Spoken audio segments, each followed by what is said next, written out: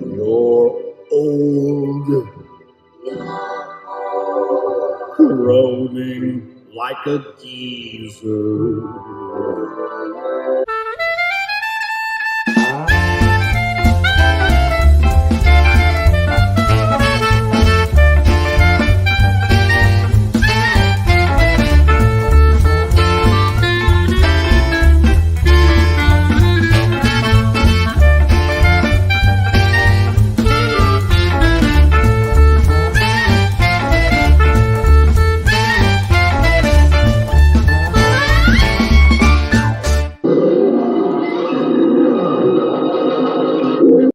Requires concentration.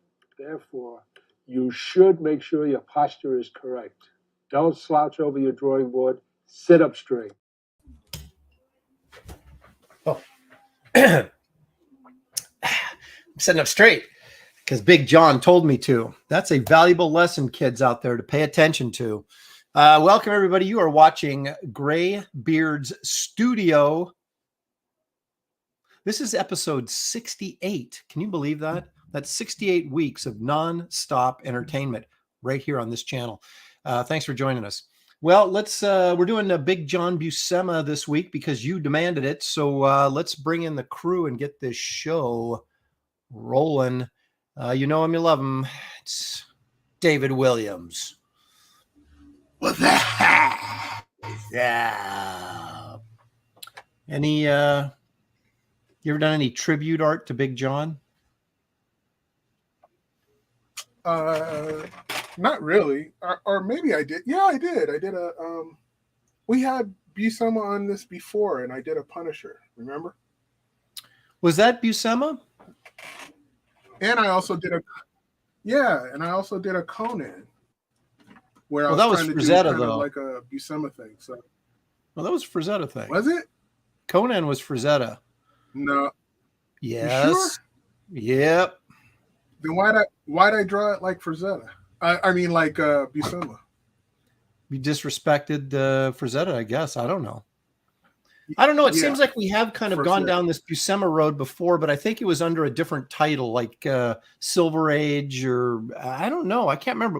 Wasn't the Punisher Romita, though? I think you're Romita right. Created the Punisher, designed the Punisher. I don't know. I'd have to go back and look at all 68 episodes to figure it out, which I'm probably not going to do. You're right. This is all blurring. I don't know. I know it's all blurring together, Yeah. but we've done the Silver Surfer before. We've done, we just have to be careful not to repeat what we've drawn before, and then everything's fine. But here's somebody that's as fine as an aged wine. It's Gary Martin. There he is. You look like you're. Uh-oh. There you go. Hey. I like that one. Is that Gary in prison? Yeah. Playing the harmonica blues. The music would be much sadder. Yeah. Well, we could have put like some bars. You need to cut out some bars and put it up there, and we'll know that Gary's in prison. It's a sad state of affairs. Actually, you look like you're about to go golfing with your peach sweater thing and your hat. It's I would call it Chinese pink. Would you? Kind of salmon. There you go. Shelley said salmon. That's right. Yeah. As opposed to Chinese orange. I get the joke. It's Chinese pink.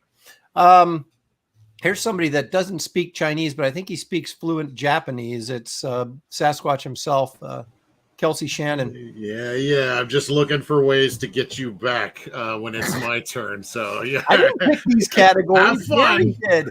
Gary picked the categories. I'm innocent. Well, you're gonna pay for it.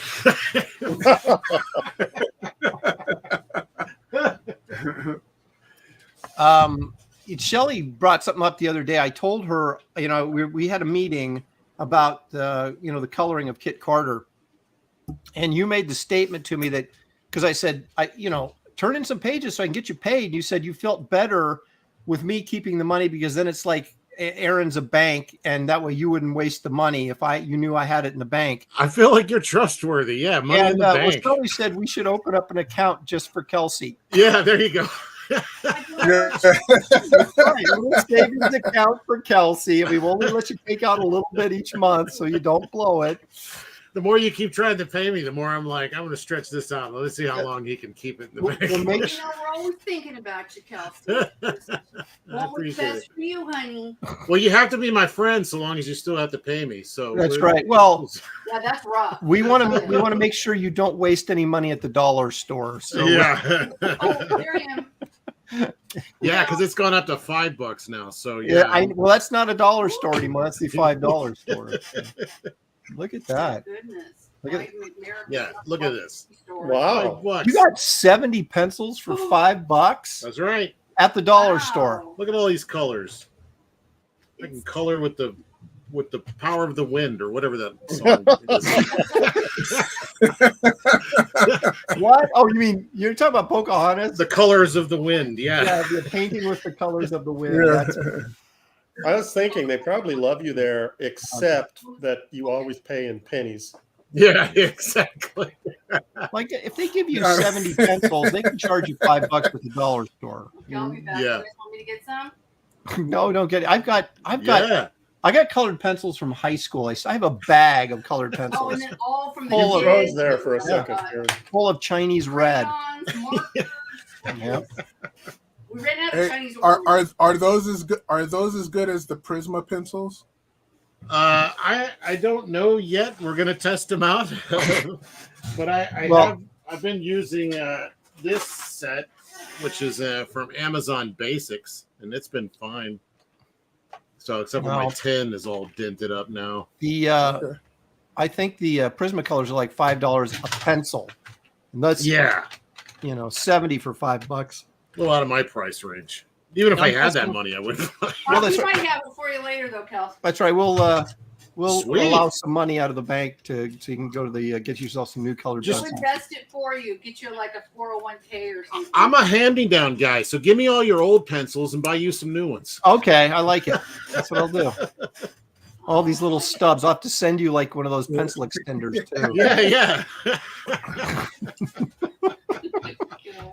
I sent you a box of these. Did you ever use those? Yeah, I have been, and I like Okay. them a lot, but they're not waterproof.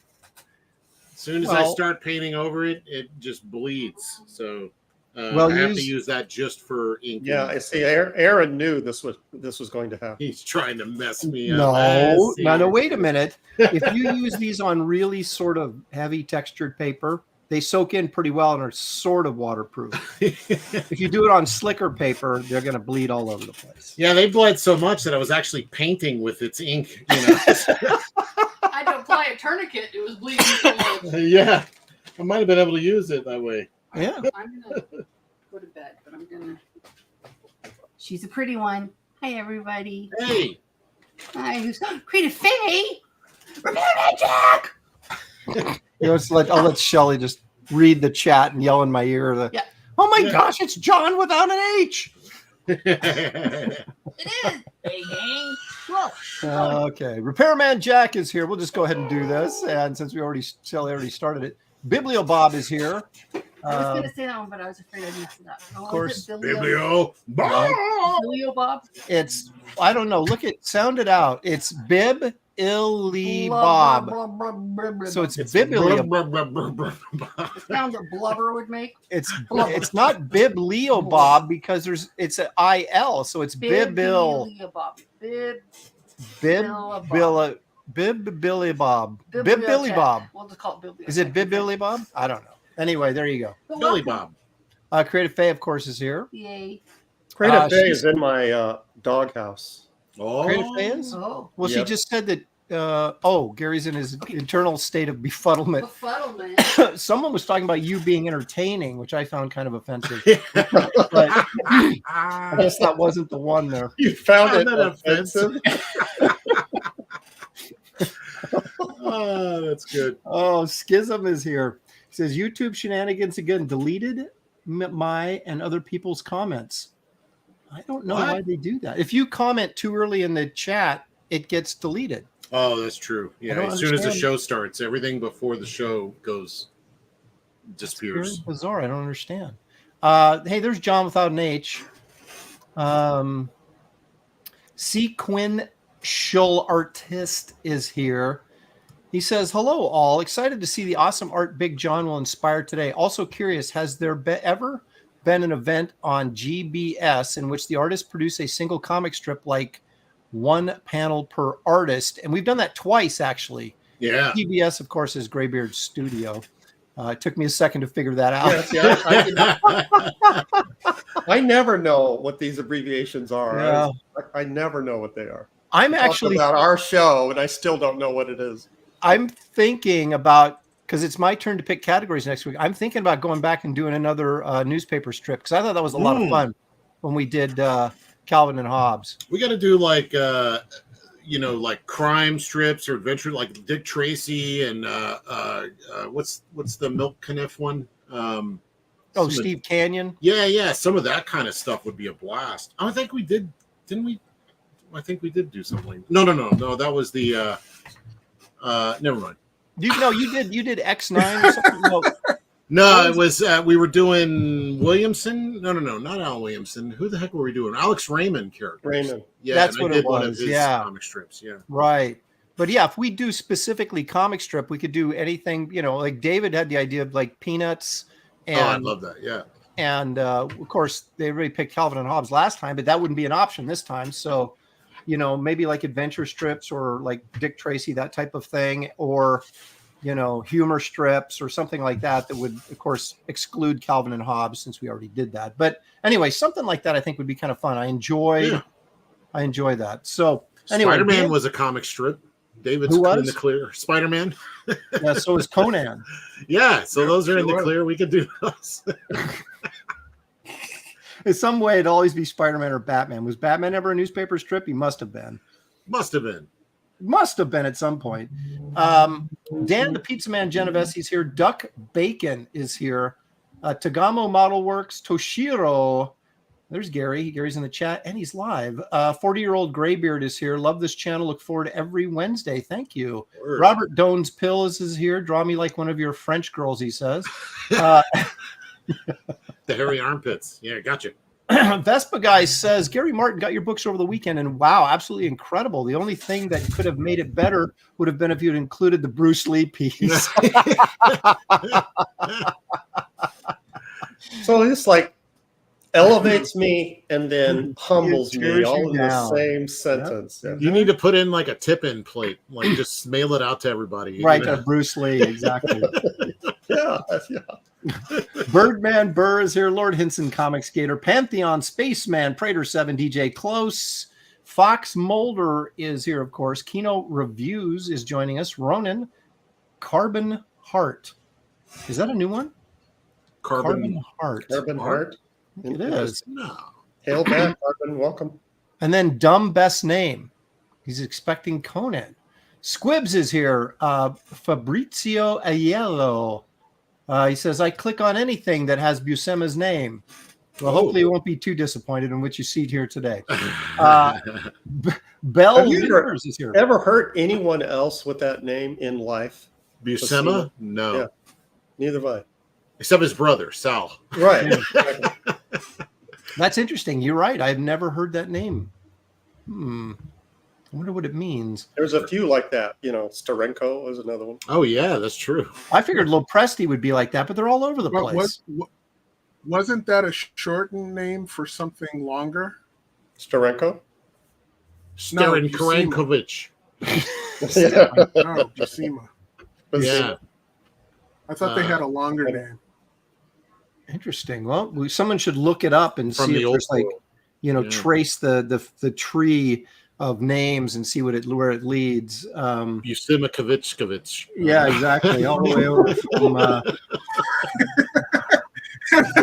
I was thinking of the mice from American Tail, Mouskowitz. Oh, that's right, Mouskowitz and Buscemowitz. Yeah, Buscemowitz. Yeah, the name got stopped and Ellis Island.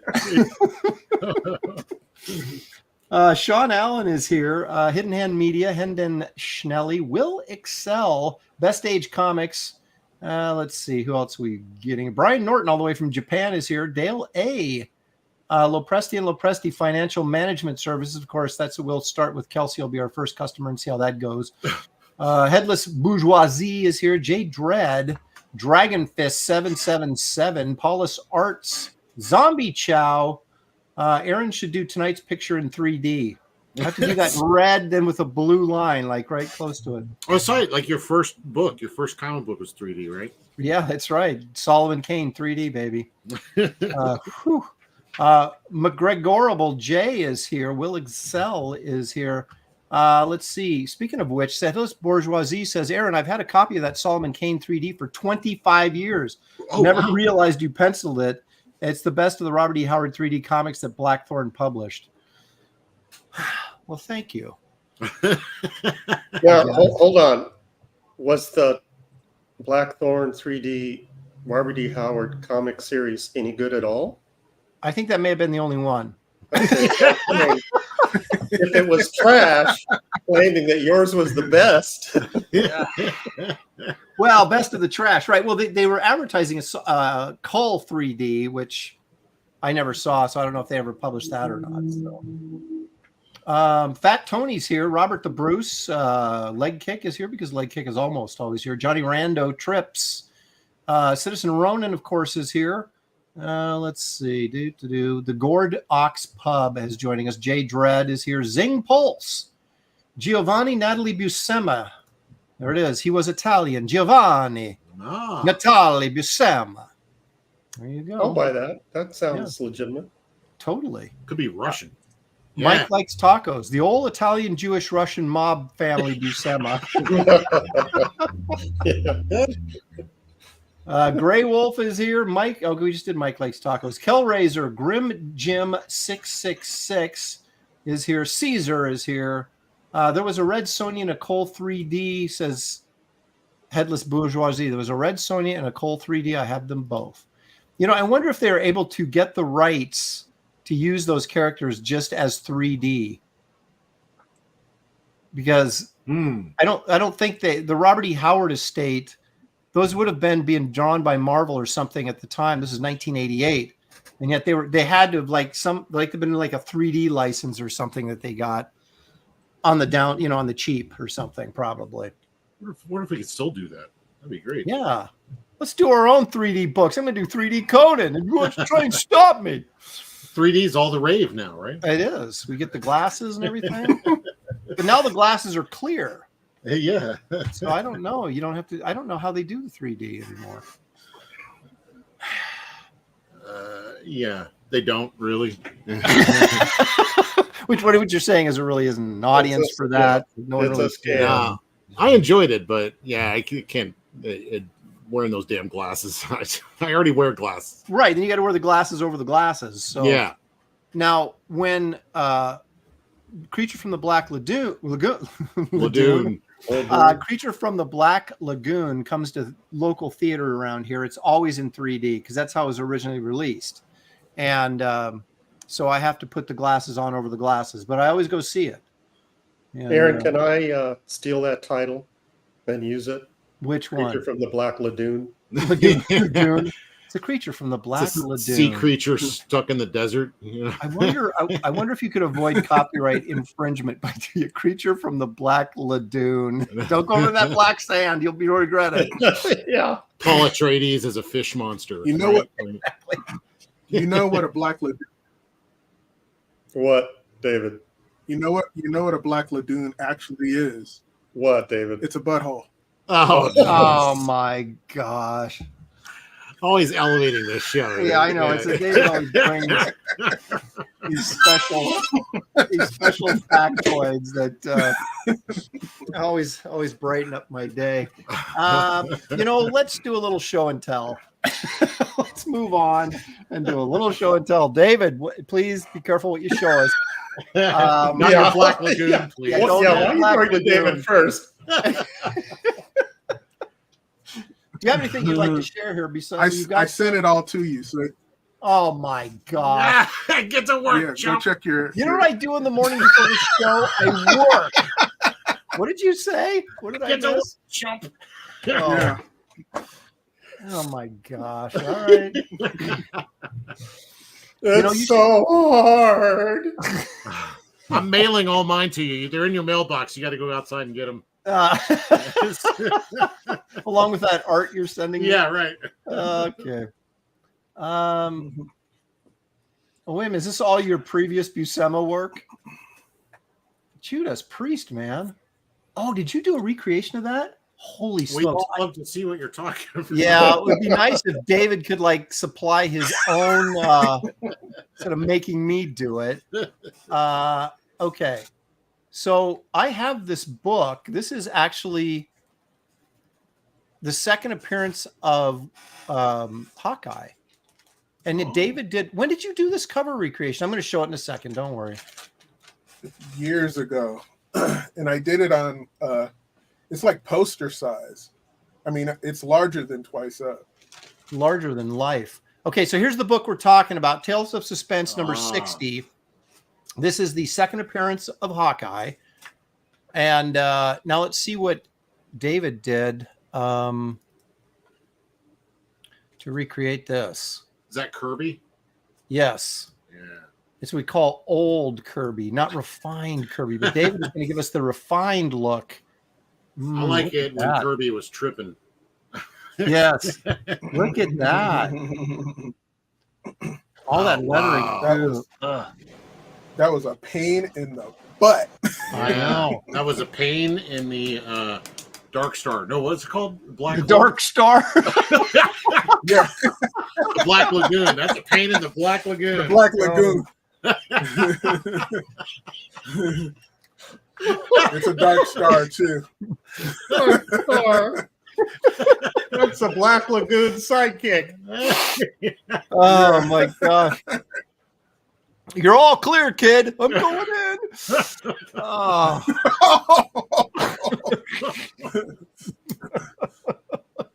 Bombs away. So this cover, All the characters look Kirby-ish except Cap. That Cap looks like David Williams. Oh yeah. Yeah, I couldn't help myself. I love this. If this was free, I'd take it. But of course, it's free. I'll Yeah. take one. Thank you. Yeah, that's what I said. If it's free, I'd take one of these. I love Yeah, all you have to do is ask. That's right. Shoot, I never thought of that. David. Well, wait a minute, David. You got scans of this. You could send me a print of this, or you could. I have one right now. I could print it out myself. Yeah, and I'll take your signature on it. Okay, so there's more stuff over here that I got to show too. Oh, what's this? I bet that lettering took longer than everything else. Absolutely. It did. Yeah. It did. I've done a couple of those, and the lettering are just, they're killer because they wrote so much on the cover back then. It was got to be perfect.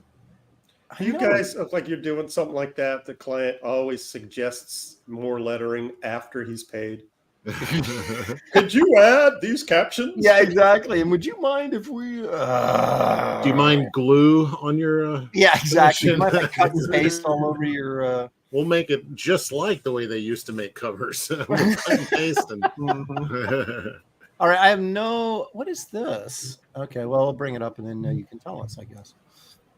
I'm looking at these things on my screen, going, "What is this?" And you guys are all, "What is he?" There it is. Oh, okay.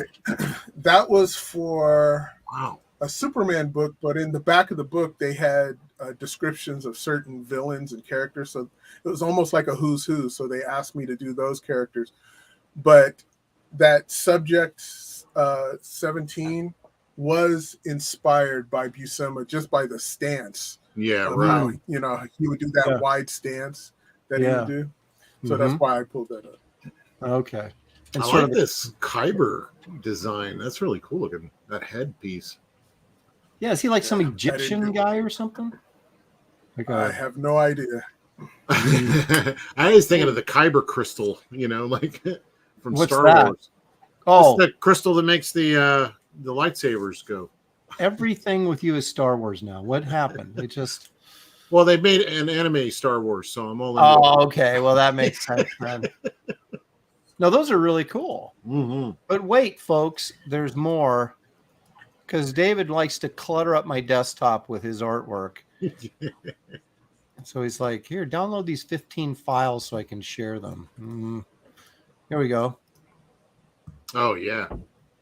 The Adventures. Oh, I used to Now love this was ahead. inspired by Sal Buscema. It counts. Yeah, I mean, it's still a Buscema, right? So, Yeah, still in the I bloodline. inked the interiors of that book. did you really? Yeah. On Martin. David Right there. Nakayama. David, did you ever do any interiors for Marvel Adventures? A little bit, not too much. No, what does that mean? A little bit. Was that a Spider-Man? They had Was that like in there? backup stories, or Oh, okay. I think so. That was one of them. I did like the first 4 covers to the Marvel Adventures Avengers, and I really wanted to do the insides, but they were like, no, your page rate's too high. That was the only time I ever heard that said to me. You were like, I could completely disagree with that statement. Yeah. No. What do you mean my page rate's too high? Says who? Okay. Well, here's your color. What happened to the black and white one? Oh, there it is. Okay. I got too much stuff on my desktop and I'm losing this stuff that I just downloaded. Okay. Here's, this is a cool one. I think we've seen this one before too, haven't we? Oh yeah. That's Now, cool. see, that has more of a golden vibe than it does a Buscema Yeah. vibe, don't you think? Man, that's good. Yeah, it does. What was this for? What cover was this for?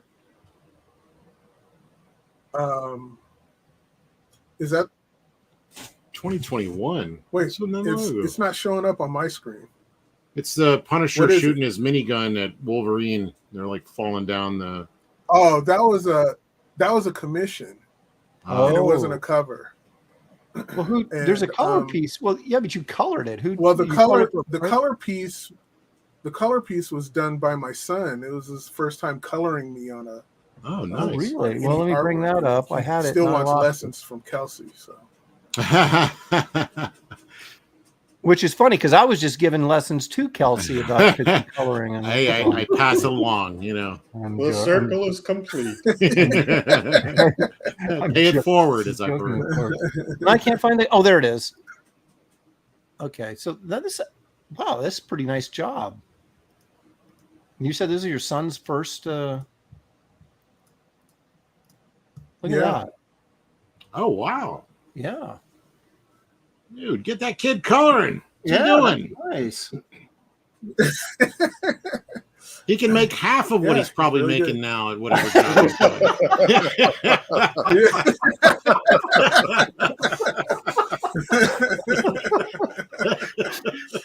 Yeah, tomorrow you're going to see him in line at the dollar store buying art supplies. Yeah, that's right.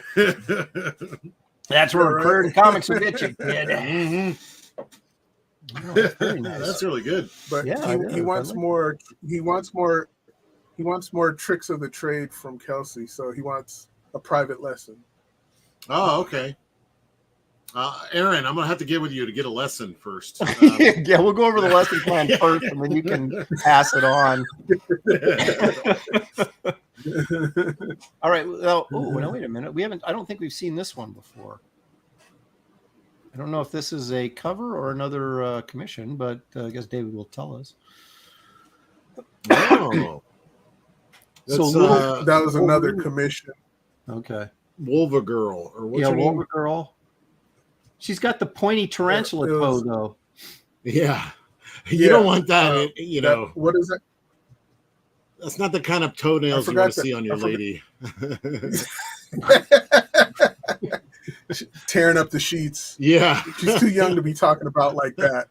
Oh, okay. My bad. Yeah. That's like is that like X29 or whatever the heck her name X9 or Yeah. Yes. Okay. Yes. I've never Yes. seen this character before in my life. So. I've never seen her dressed like that. Yeah, before. wait. Yes, you have. You saw the Logan movie. Yeah, but she. Oh, she is that wasn't who that wearing is? That. Oh, okay. That's her. Yeah. I know, Oh. but she wasn't wearing that costume. Oh, okay. But in the comics, she wear. They don't do the costumes right in movies, so don't expect. Mm. Well, I don't read X-Men, and certainly not modern X-Men. So I only Until- saw that one cover that what's his name did, where she's like kind of kneeling down on the cover and she has her claws out, and it's like doggone it. The guy did he's really good. He does animation now. He's done he's done several covers, but he's mostly an animation guy. Why can't I think of his name? Because I'm old, that's why. No, I'm looking forward to the. Oh my god!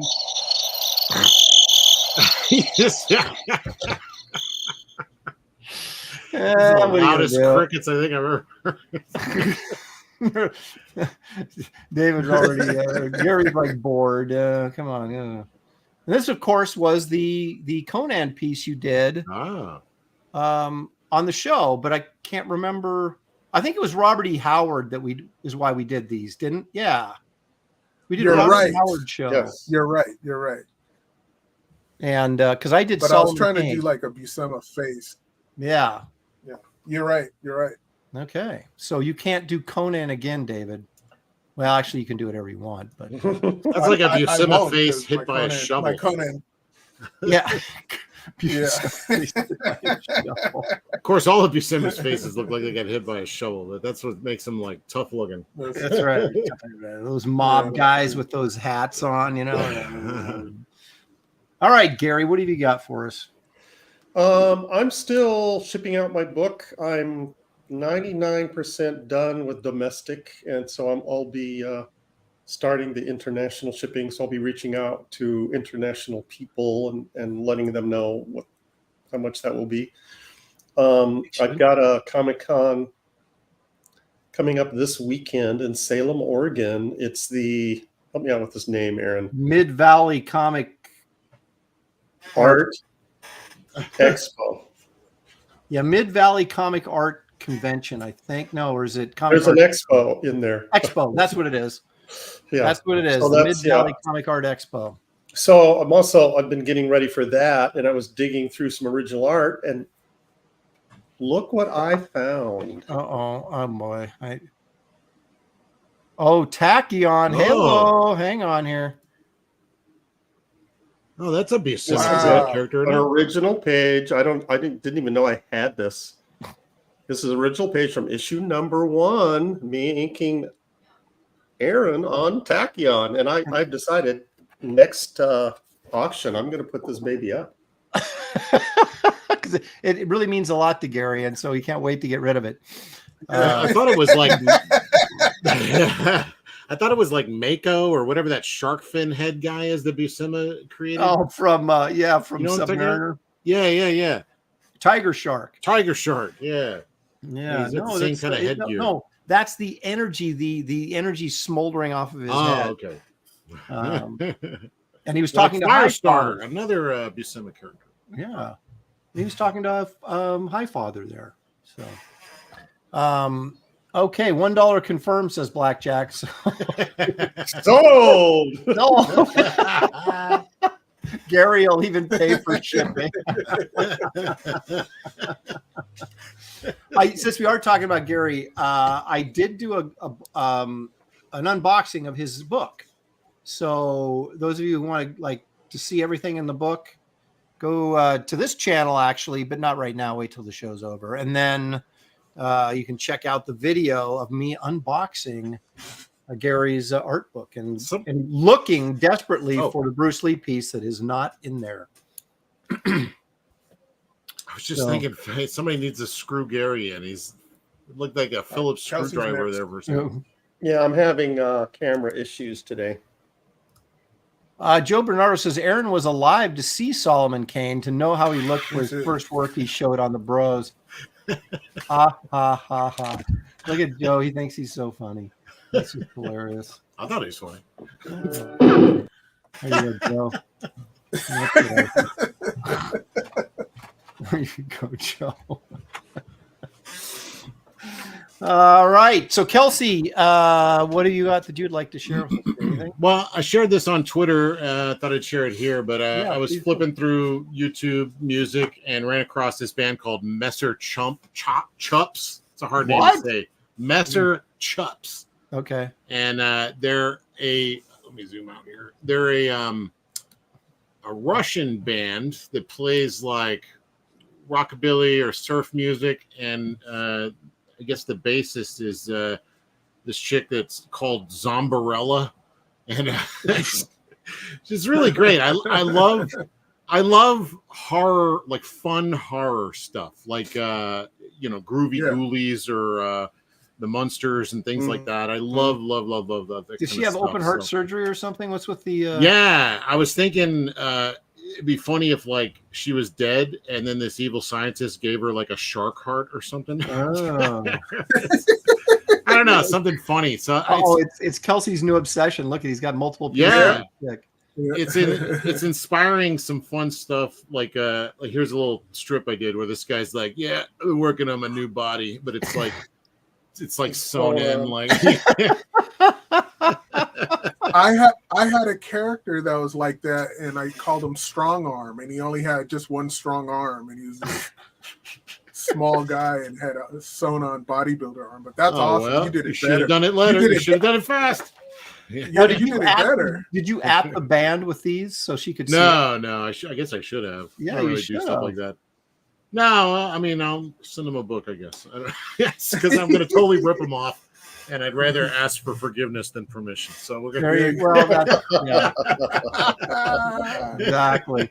Hey, now getting back to X-23, Gordok's Pub says X-23 Talon/Wolverine was 22 in Uncanny X-Men. She was 22 and had a boob job.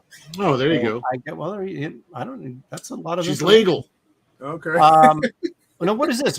Headless Bourgeoisie says Messer Chups. My old band opened for them at a show in Atlanta. They're a great band. Zombarella is hot as F. Yeah, that's right.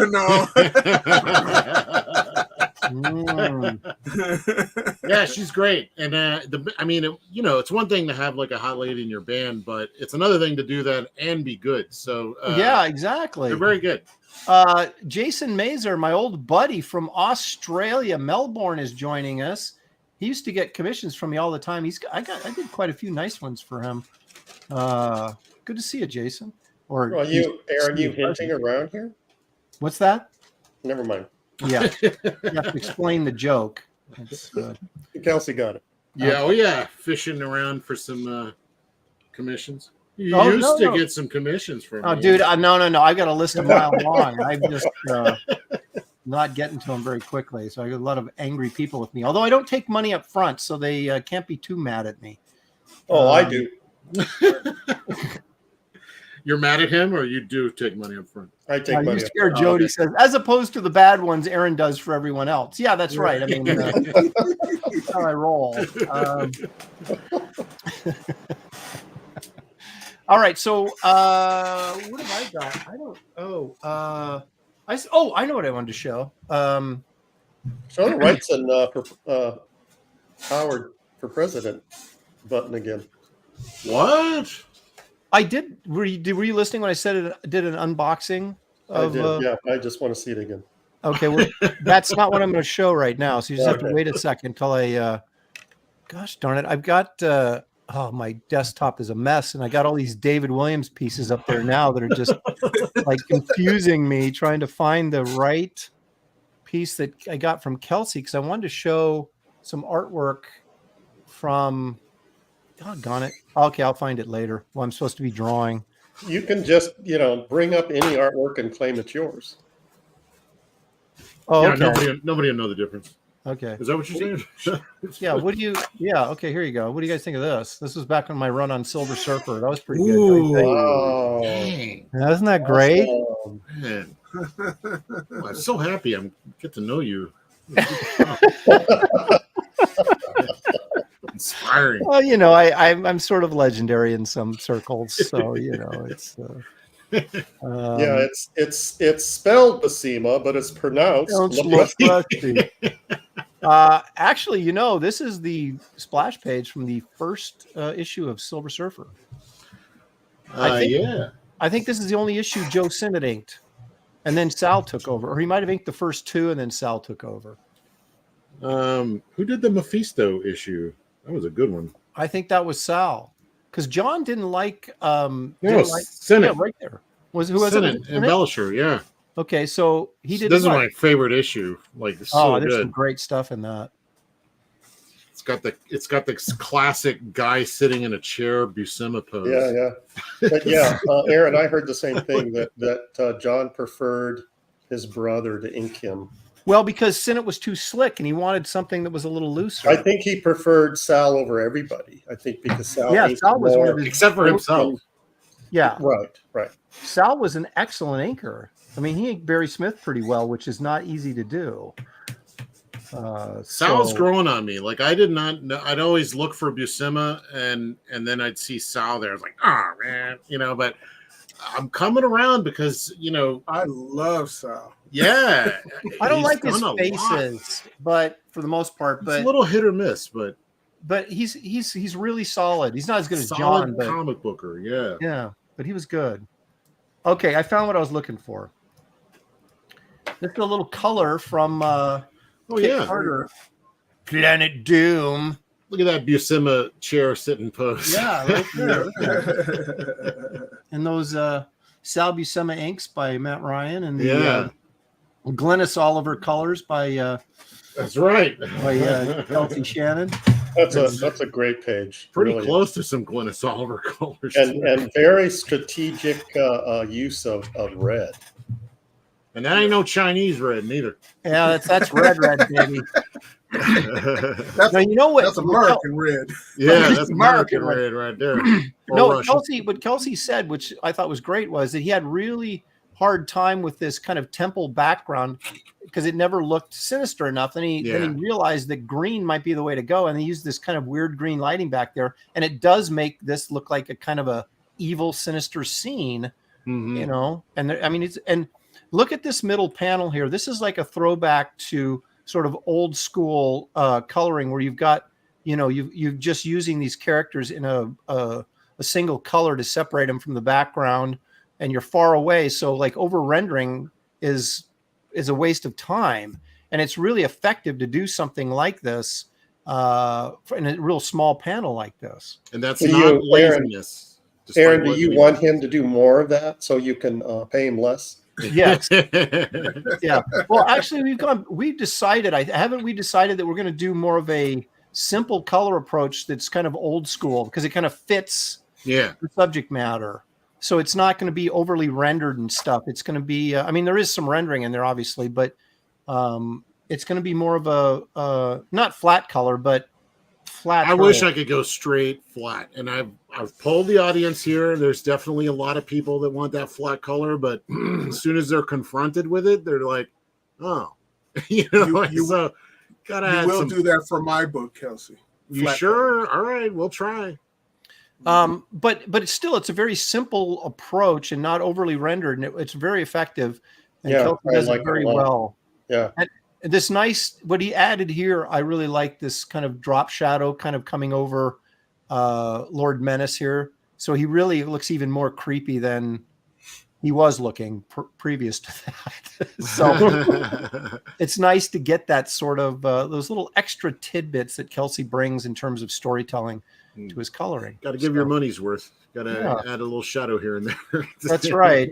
Keep that money in the bank over here for you. That's right. But anyway, there you go. There's a little preview. I can show that page because I've showed it before. Some of the other ones I can't show, so I won't. But that's the only one I send. I'll send you all the rest soon. I promise. Yeah. Like, the famous words, man. It'd be really great if I finished these before Graybeards. He says that every week, and then yet. My power actually went out today. A whole transformer blew up outside. It was like baloosh, and right as I was typing a damn email. Oh, that's a good sound effect, baloosh. I'm going to use that. Now this is the crap out of me, honestly. This is what I'm going to be drawing from today. I can't see it. That's a great one. Rudy Nebres worked on that too, right? Yep. Yeah. Nebres, dude. It's Nebres. It's not going to look like Nebres. I can guarantee you that. But the Nebres. Yeah. Check this out. Now there's you say guy. croissant? Huh? I'm talking. You say croissant, Nebrisier. Okay. Look at that splash page. Oh, yeah. There's a guy in Comic Art Fans that has this page, but it's not for sale. If it was, I might dip into Kelsey's bank account to Yeah, no slapped comics, pal. That's Wait. right. How does Aaron suddenly increase his art collection? Look Yeah, at that book's look at amazing. Look at that Nebres, that rock formation and everything over here. He painted all this too. Was that stuff? Was that painted on the originals, or Yes, was that I have an Yeah. original page from this book. And Peter Ledger, who is the painter who apparently passed away in a car accident many, many years ago, but he colored it on the board. So it was penciled by Buscema, inked by Nebres, and then colored by Peter Ledger, all on the same board. So all the originals are basically these full color pieces. Man, That's what I was trying to explain to you, Kelsey, about the Steve Root Space Ghost. That yeah, it was all painted on the originals. it has to be colored ink because that's the only way you won't go over the ink. Now, I mean, I could see a guy like Rudy Nebres who's doing it all himself, getting away with that. But Ken Stacy was painting over what John Nyberg inks. So, I mean, how do you do that? It has to be colored ink. Well, I know he used an airbrush, so Yeah, for sure. I've shown this before, but we'll show it again since it's apropos. Uh-oh. This is the original that I have from that series that we just showed. Ooh, wow. So Oh, yeah. it looks to me to be watercolors. It might be dyes and watercolors. Yeah, but since he was inking it himself, he might have gone in over the top of it, darkened it up. Because those are Well, it's some dark interesting. inks. It makes you wonder, was it painted first and then Nebres went over and inked it? Right. Because the ink line on this is pretty dark. But see, that's what we're talking about with the Steve Rude, John Nyberg, and Ken Stacy. Like Nyberg inked Rude first, then he went and painted on top. So it's like, how do you not cover all the ink? The dye makes the ink darker. Yeah. On top of coloring it on top of the ink. But Rudy's a magician. I mean, he just worked some of that Filipino magic on it. That's right. That Filipino black magic. Yeah, from his black lagoons. He tie that all around in a nice dark circle.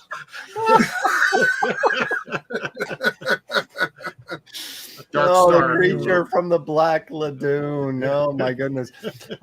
Good Joe for $10. Thank you, Good Joe. Appreciate it. Hilarious talk today, guys. Oh, we're just getting started. And I'm learning things too. But real quick, I want to spread the word for the launch of my second book, Star Circuit Ladoon Part 2. Don't do it like that. I'm sorry. It's Star Circuit 2. Latu. It's tonight on Michael Bancroft's channel at 9 p.m. Nice. So Good Joe's got a book, his second book, Star Circuit 2. It's tonight on Michael Bancroft's, all the way from Australia at 9 tonight. Nice. I don't know if that's Pacific or Eastern time, Good Joe, but let us know. I'm going to be on there with Mike Barron tomorrow with our Aussie friend. He does a good show. He sure does. So you guys decided what you're going to draw? I think I just revealed what I'm going to draw. So yes. I'm ready. Silver Surfer. Oh, that's right. You're. Well, you can draw the Silver Surfer. You haven't done it yet. No way. Am I painting that metal? Get that. I'm crazy. David, are you going to reveal? Look at all these faces I've sketched on my. Do you guys draw eyeballs all the time? I do it all the time. Yeah. Every time I try out a new pen, the first thing I draw is an eye. Yeah. There's a lot of dentist and doctor's offices. Their magazines. Yeah, right. Filled with eye doodles. I like this one right there. Yeah. Look at David pointing to his. Look at David pointing out an eye on his table. Yeah. It's kind of a thing. I think they were. Yeah. I don't know why. We all do that. I do know what I'm going to draw. I am much like Buscema, not a huge superhero fanatic. Much more into the street level guys, which is why I was really into Wolverine. And there's these two guys that were in a lot of the old Wolverine books that I read. Go full screen.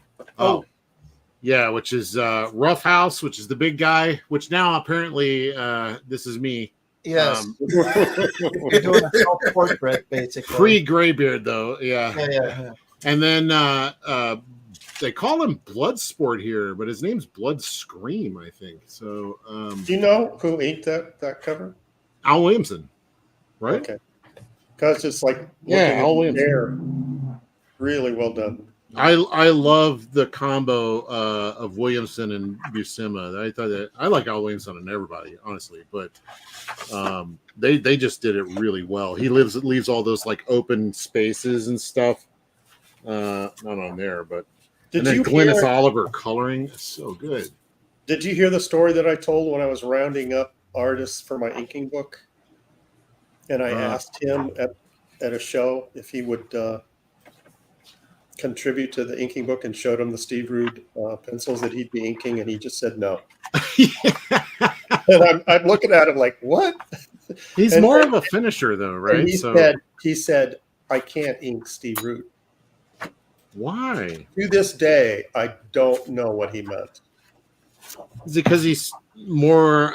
He doesn't have a lot of lines and jig-jaggies, and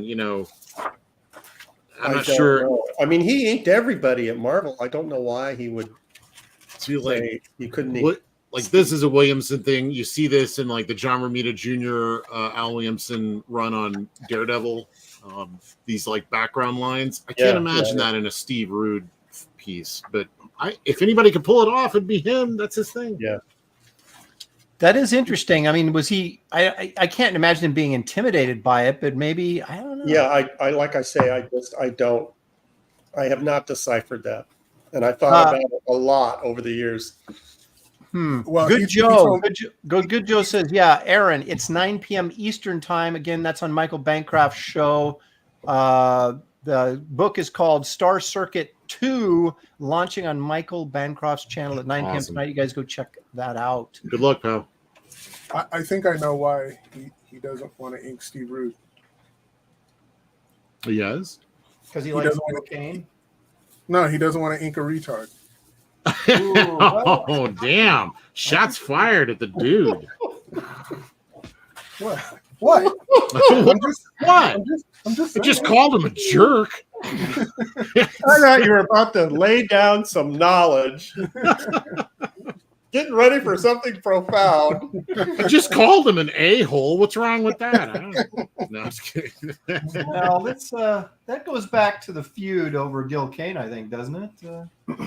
I'll just leave it there. Yeah, just leave it there. He'll just leave it there, calling the dude a retard, and I'll just leave it there. I think that's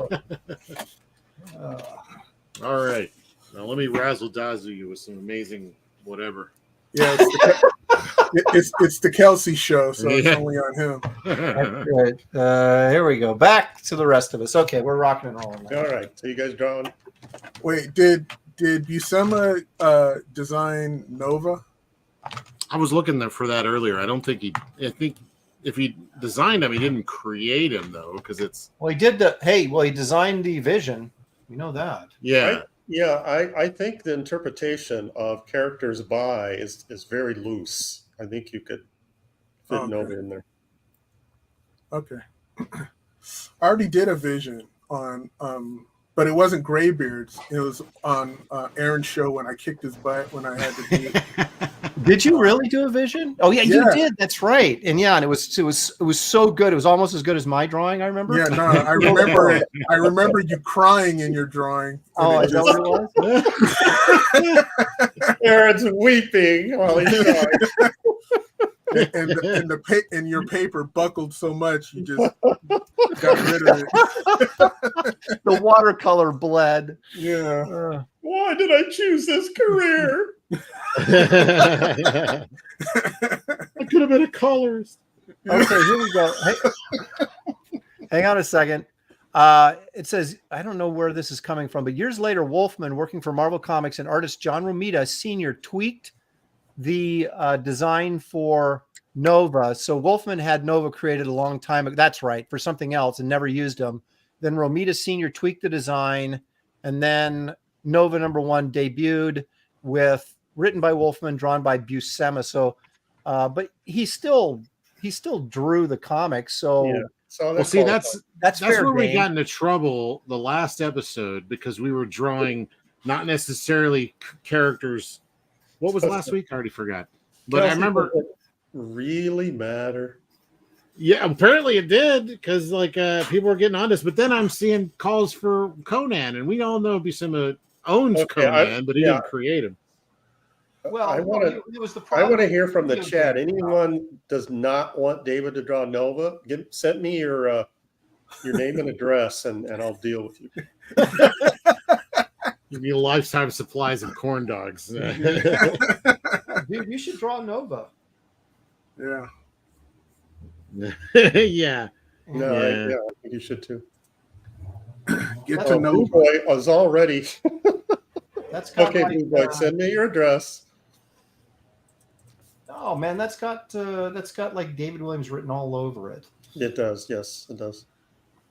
So while you guys are starting your drawing, something happened to me last Uh-oh. weekend. Uh-oh. Notice how we all say "uh-oh" at the same time.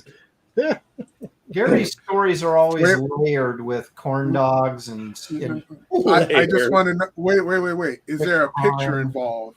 Yeah. No. How many women and children did you make cry? in the process of exactly. this? That's what we're doing. Well, that's that. There could have been tears in the story. So my brother and I, Chris, I've told stories involving Chris. He's my younger brother. He's the one that is a bigger instigator than I am. Your younger brother. Look at he's basically saying his younger brother's a bad influence on him. I'm not buying this. Yes.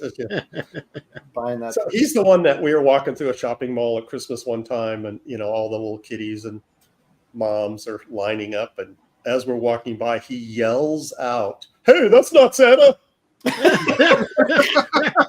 And then runs and leaves you standing there. So it was like, the end of that story was like a Benny Hill skit where all the kids and moms are chasing after us.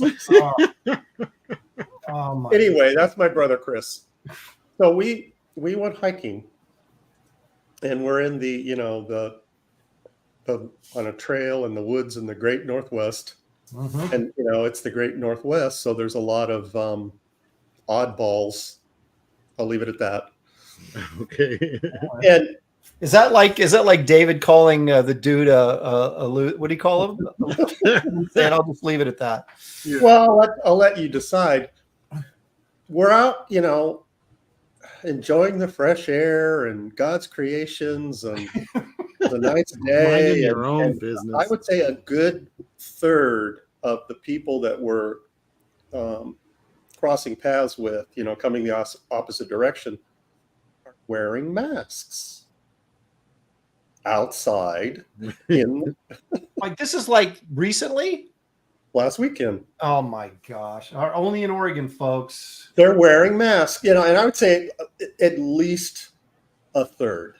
Ugh, unbelievable. And my brother, I could tell he's getting hot under the collar because his muttering is getting louder and louder. It's for passing. Yeah. So finally, this one guy, he's walking by himself, and late 20s, ponytail, big black mask on, and as the guy passes, my brother turns and says, "Hey, mask boy, we're outside, don't you?"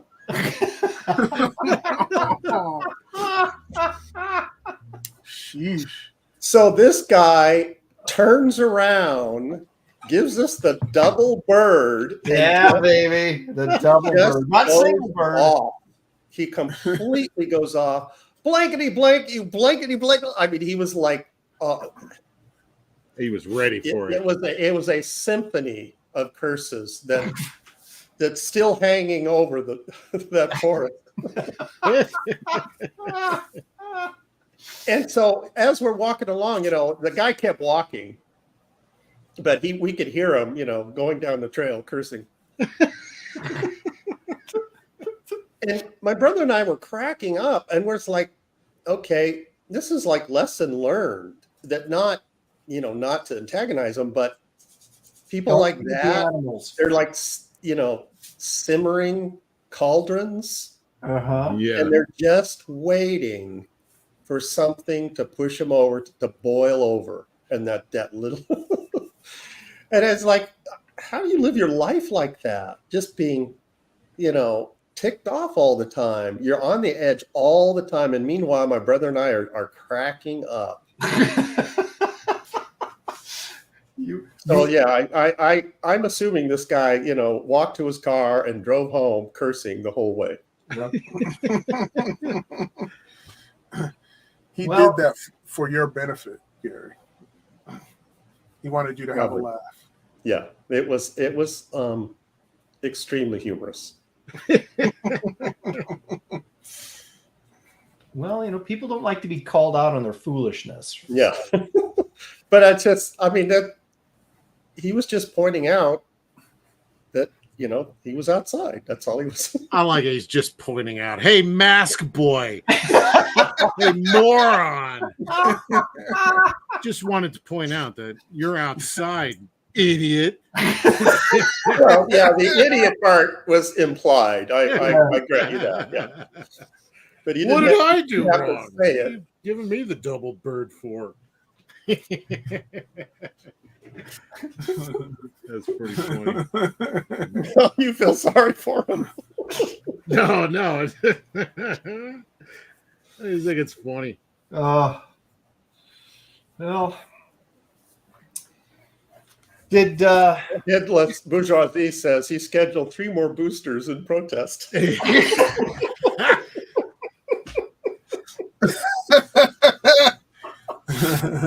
Well, George Clooney apparently came out and said that the vaccine should be mandatory because he wants everybody under the age of 25 to die of myocarditis. Myocarditis. Yeah, I saw that. Did he say that part? He wanted everybody to die of that's the implication. That's the implication. Oh. Yeah, just like idiot is the same implication. Yeah, well, he's worried about all his sexual proclivities being exposed from the Diddy case, probably. Yeah. So. Yeah.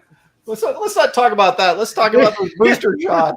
So, John Buscema.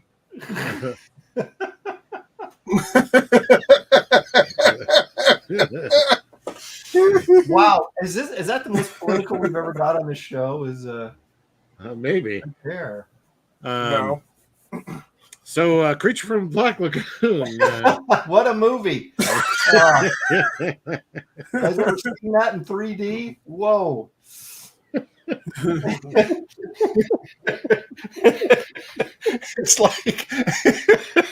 It's like when they shoot that spear gun. It's like coming right at you. Crazy, man. Oh, right in the Black Lagoon.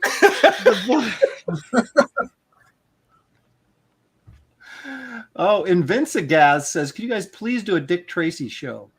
I'd love that. Yes. We talked about that possibility. Yeah. Remember, you guys got to vote for it. We'll put it up there as an option, but you gotta vote for it. I'll put that in the next one. We'll have Tari Force, Dick Tracy, and the Creatures Black Appleseed. Yes. Yeah. Appleseed. I'm proud of you. Look at you do what that was. Yeah, well, I don't really know what it is. I've heard of it. I've heard of such things. I've heard of it.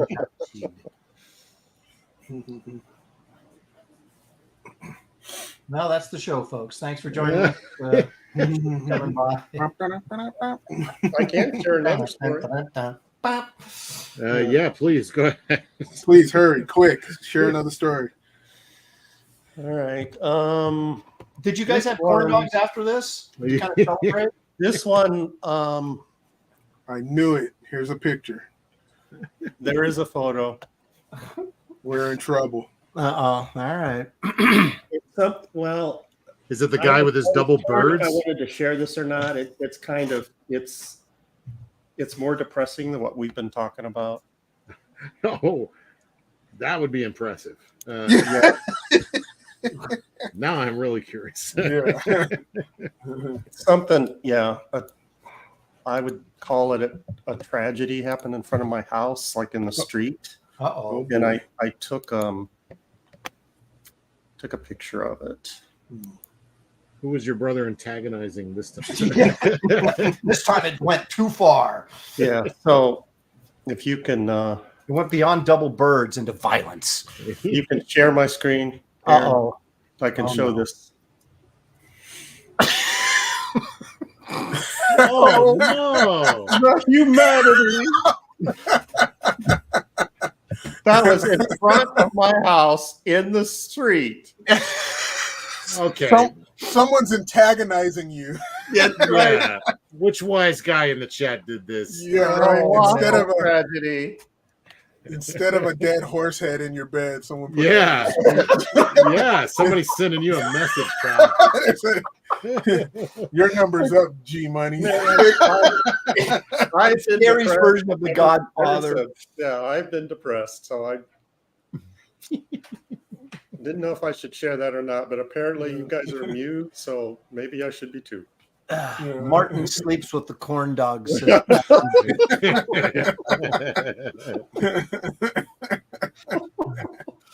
And of course, the creature from the Black Lagoon. See, it's look what's happening here. That was the corn dog from the Black Lagoon. Jeez. Yeah, it looked like it. That's what I thought at first. Look at Angela Curry. Please be Aaron. I think she She's put that hoping up that you said before, that. before they showed the corn dog. I think she put that up. I'm hoping anyway. I think that's to get us all to behave. Geek Avenger for $2. Thank you, Geek. Oh, the humanity. Yeah. And it just like there was no, it didn't look like anyone had started eating it. It was just a whole corn dog. Well, you got to figure someone was walking on the street, they dropped it accidentally, and they're like, is it 10 seconds? Do I leave it? You know? Yeah, it went a little longer than 10 seconds. Yeah.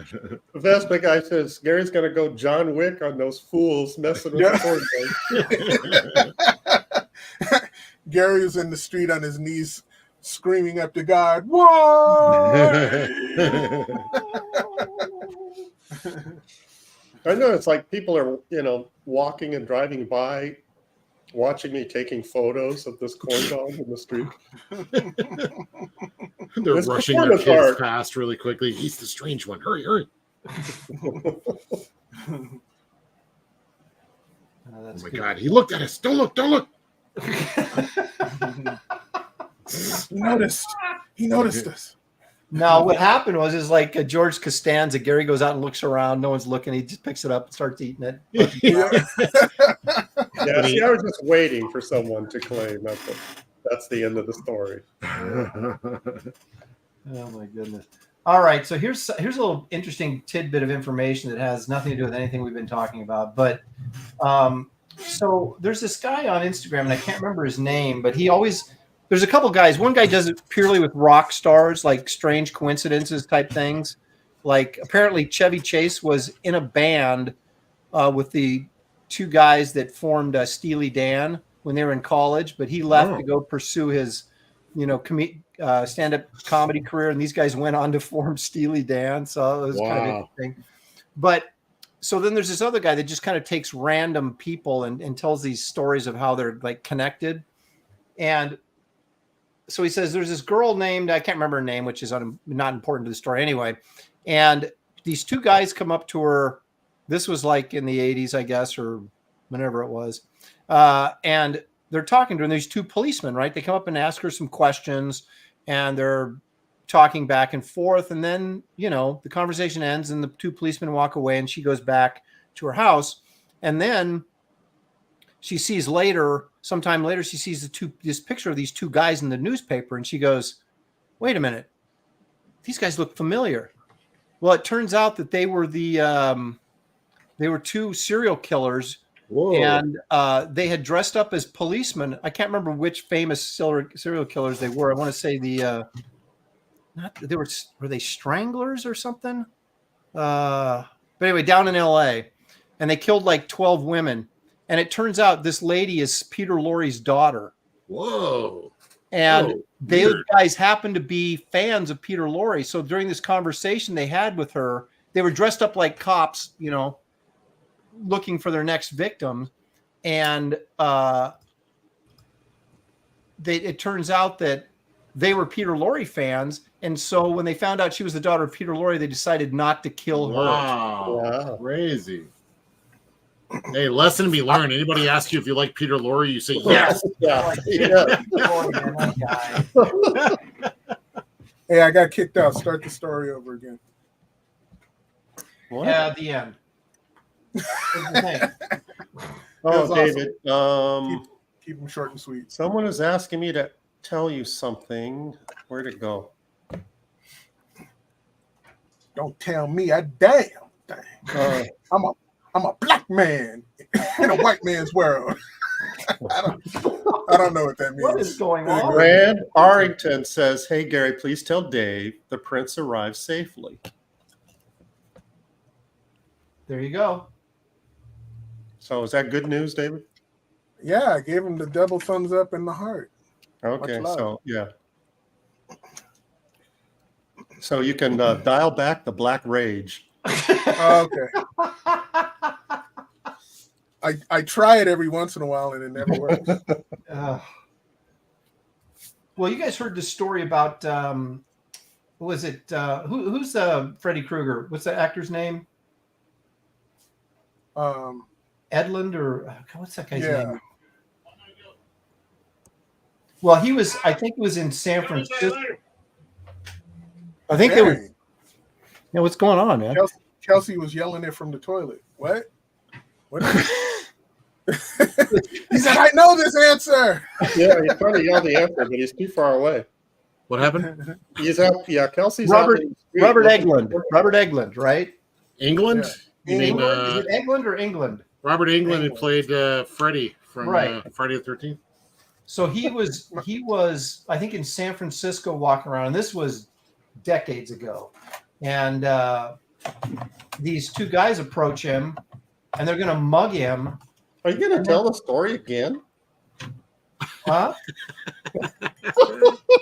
This is a different story. Oh, okay. All right. it was for me. And they're gonna mug him, and he the one guy recognizes, go, "Whoa, dude, that's Freddy Krueger." Of course, they're like huge Freddy Krueger fans, you know, for the movie, so they end up not mugging him and letting him go. So, you know, being a celebrity, especially with weird horror film attachments, like, for example, Creature from the Black Lagoon, that might get you saved from some sort of crime. Aaron, Angela Curry wants me to ask you, how did we get from Chevy Chase being in a band to two serial killers and Peter Lorre's daughter? Talent. It's a stealth movement. Very quickly we got there. And I'm actually quite proud of myself for being able to move it along like that. But darn it. How did I end up? I'm like drawing like 4 characters. What is wrong with me? I got 3. You're already painting though, probably, right? Yeah, I am. Oh my God. Aaron, I'm noticing a pattern that you do what I do is like when you envision a piece that you want to do, you think it's going to be awesome. But then when you start the work, you realize, like, you start asking, like, what was I thinking? I do that all the time. I'm noticing that you tend to do that too. What makes me think I could do this in, an hour and a half? What's Right. wrong with me? You got to do like me and like, I can't do this. And then, oh, I did it. Whoa. Keep telling yourself you can't do it till it's done. Give yourself low expectations and you might surprise yourself. Right. This is going to be an epic failure. Oh, I like it better already. David, don't tell me you're starting over or you're doing another one. Yeah, I'm starting over. What you had was looking pretty cool. Well, he looked and saw mine, and he got scared. Okay. I have no idea what you're doing, so I don't care. What? Aaron's drawing more than one figure? Now I have to draw Kid Nova too. Is there a Kid Nova? Yeah, there was. Yeah. Is that was I his did name? Kid Nova? I did a cover with that character. Yeah. Did you? Oh, I remember. Yeah. Okay. But that was his name. Yeah. Yeah. Kid Nova. Not to discount the fact that Nova was himself actually a high school student. So I don't know how young Kid Nova was. So did they have a Marvel meeting with the editors to come up with that name? Yeah. Yeah. Yes. We need something good. What do you got? He's young. Kid Nova? Brilliant. Go with that. Why didn't I think of that? Was he like part of the New Warriors or something? Weren't they just like a group of young troublemaking heroes? You know. I don't know.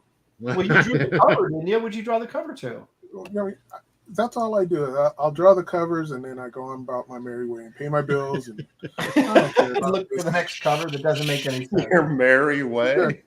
Yeah. Weren't you the one that said you don't even read the script? So who is throwing Yeah, shit well, there? that's true. Well, I read them one page at a time. Oh, okay. So it's kind of a slow reveal. No, that counts. So Captain Bibto, off the top of his head, is already come up with a better name. Phenomena. What? I'm laughing. Sorry. Phenomenova. That's Von Coleman's character. Is it really? Phenomenova. I call it Phenomena. Phenomena. Phenomena.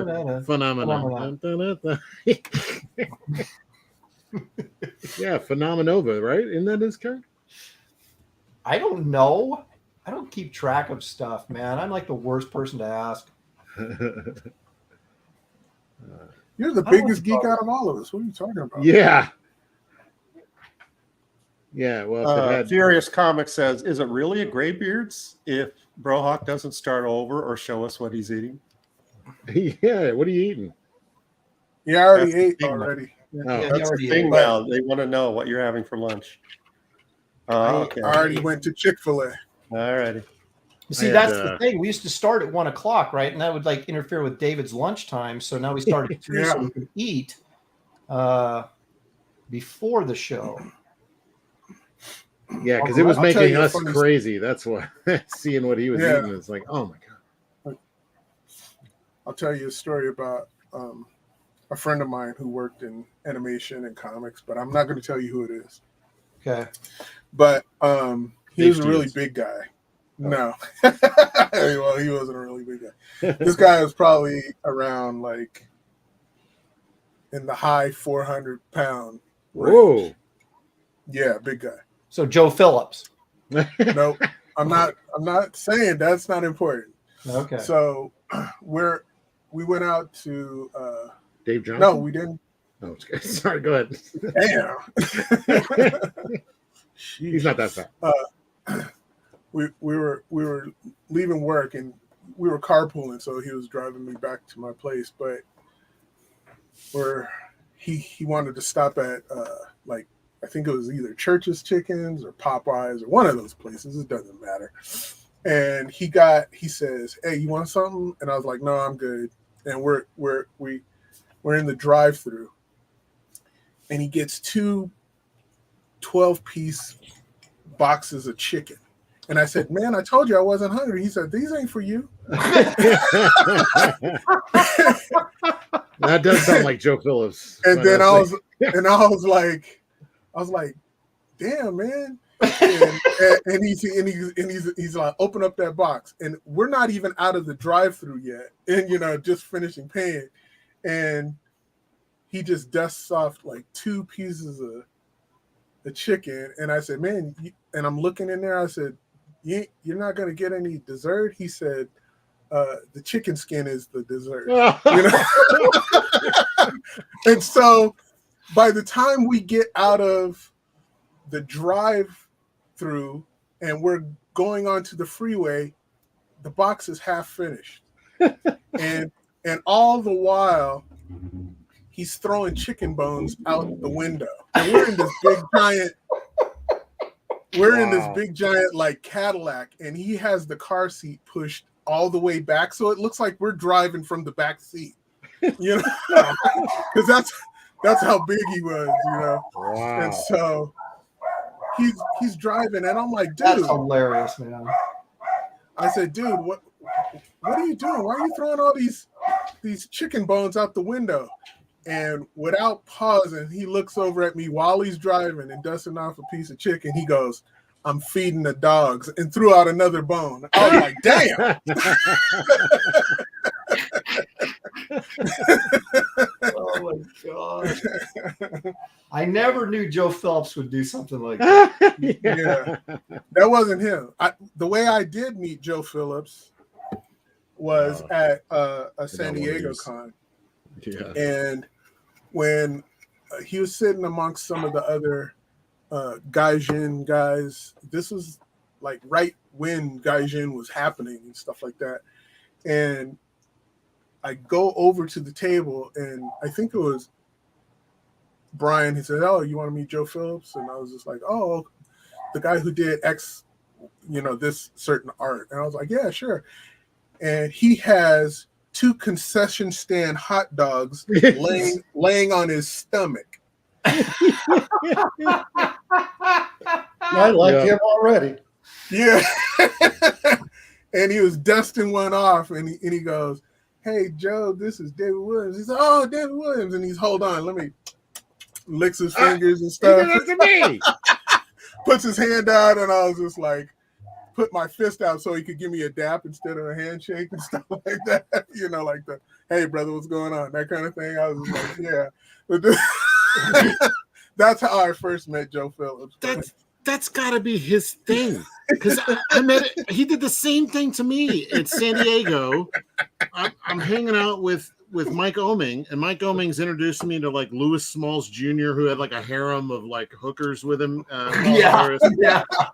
And I know like, Louis. Yeah, yeah, I know yeah, Louis. yeah. You're right. Great artist, though. I love his art. Yeah, So I inked him a couple of times. Yeah, he's like a pimp, man. I swear to God that he's a pimp. So he's like, "Hey, you want to meet Joe Phillips?" And this is like around the time of like Heretic and stuff. So I'm like, "Oh yeah, cool. I love that stuff." And went over there, and he's got a whole thing of like hot wings, and those sloppy kind, not the kind, you know. I'm at a convention, I'm gonna get dry wings. No, not him. He's got it all over the place, and he's like, "Oh, I just want to introduce you to Kelsey." And I was like, I go to shake his hand, and he's literally got it all over his hands, and he goes, same thing, and then he reaches out his hand, and I was like, "Great meeting you," and all. Sorry, I got a thing with germs. You know, that must be his thing. He has to do that on purpose. Yeah, I'm thinking he does.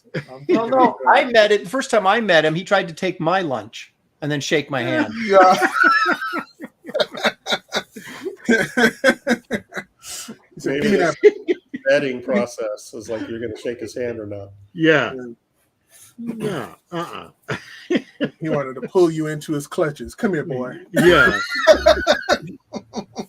I mean, I've seen his calendars. I'm questioning his anyway. No, I'm just kidding. Poor Joe. I hope he's not watching. I he knows what he's doing. Yeah. I hope he is. Joe's a funny guy. He has a great sense of humor. He knows exactly what he was doing, especially if he did it to you too. I'm wondering how many other people are watching this show going, "That son of a," you know. Yeah. Exactly. He knows. Yeah. What? Any other Joe Phillips stories? Yeah. No. I never. I did talk to him once, but all the Gaijin guys are cut-ups, man.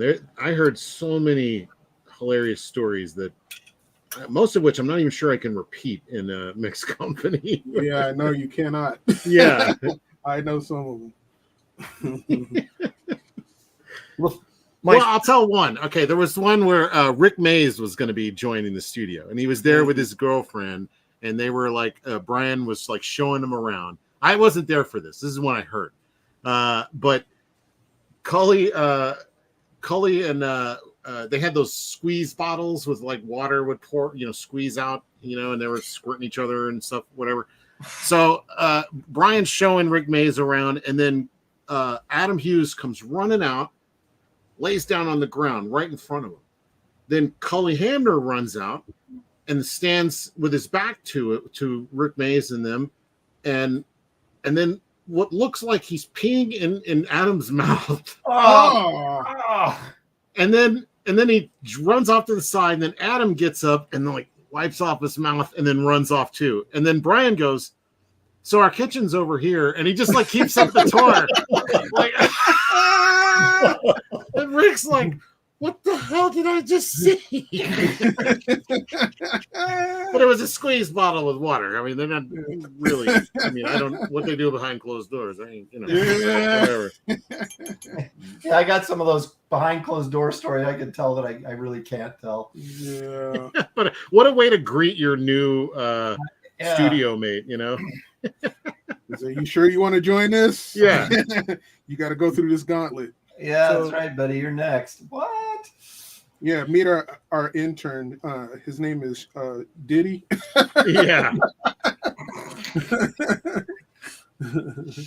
Oh my gosh. Yeah, his comic folk are normal. Yeah, man. Right. Anything but. That's what you like about him. Eccentric. Anything but. That's about right. But That's about right. It's a but, right. right.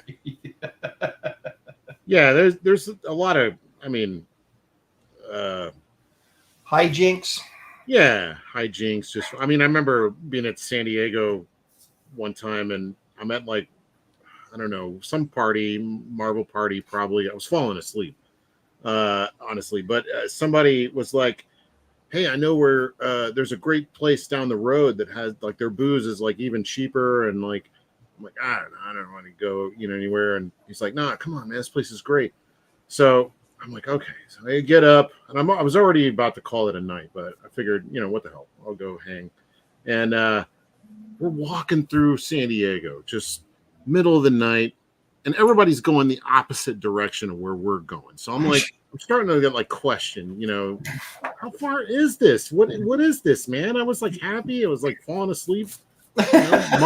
Marvel party, great place to get some sleep. Yeah, the Marvel party, sure. Yeah, and so he's like, "Oh no, it's just around the corner. Just hang on." And we keep walking, and finally, I'm about ready to turn around. I'm like, "Oh, this is crazy." He's like, "No, we're here."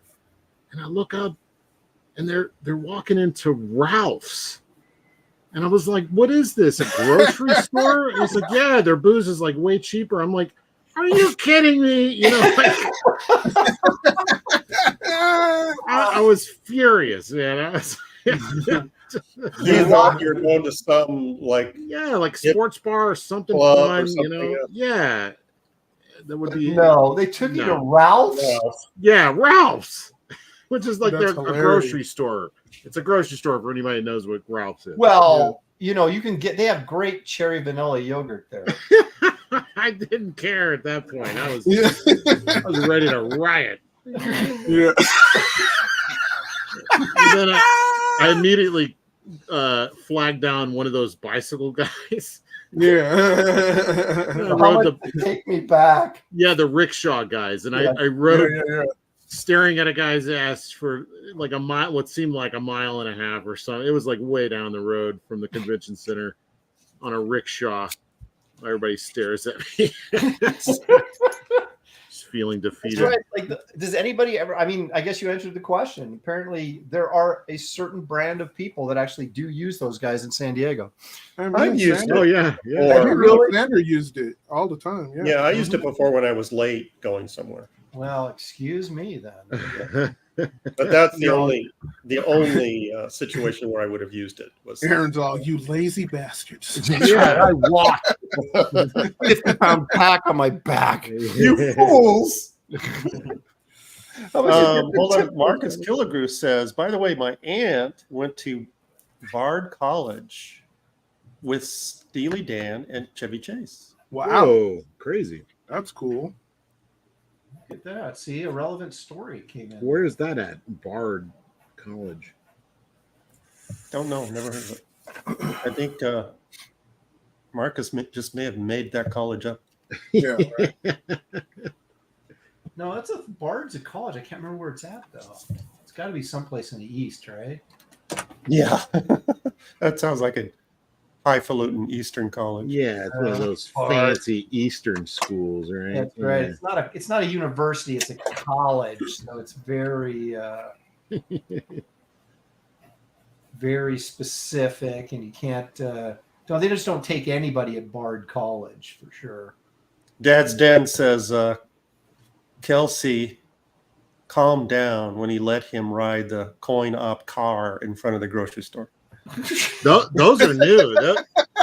Those didn't exist back then. Those little corn, where you can like get the scooter, put your credit card in and get a scooter. Is that what you're talking about? Coin? Car? No, Oh. is that what he's talking about? No, he's talking about the little kid rides. Yeah, that's what I was thinking he was talking okay. about. Yeah, I was like, yeah, he existed.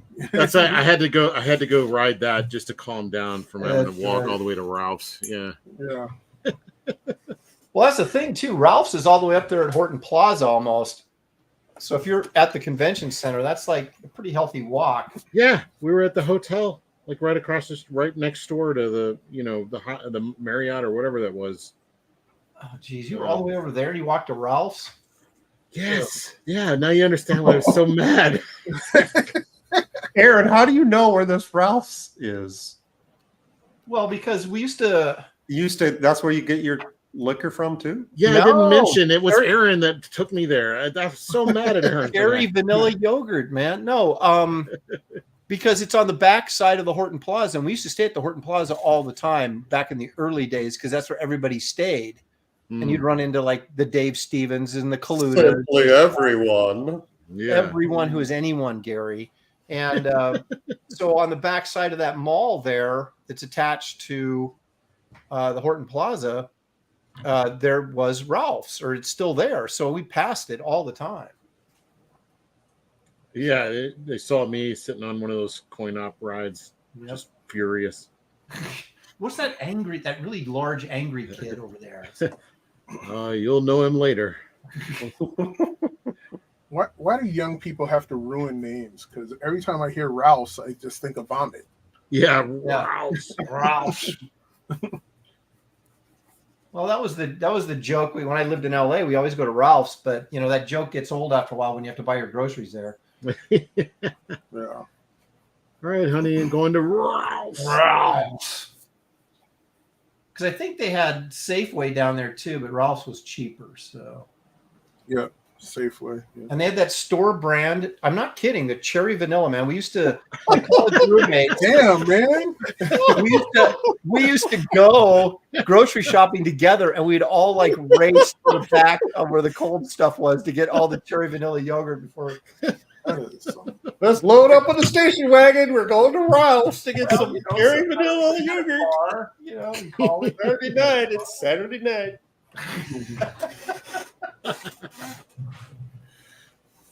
Hey, that's still the only excitement I get. It's like, Jelly, I'm going out. Where are you going? Ralph's. Can I go? No, I don't want you to cramp my style. You'll cram my style at Ralph's. That's right. You're not getting any of that cherry vanilla. It's supposed to look like a new divorcee. Or a widower. Only thing that works at Ralph's at 2 a.m. How can I convince people that I'm a widower if you're with me? All right, I'm gouaching it up. I'm gonna gouache this sucker.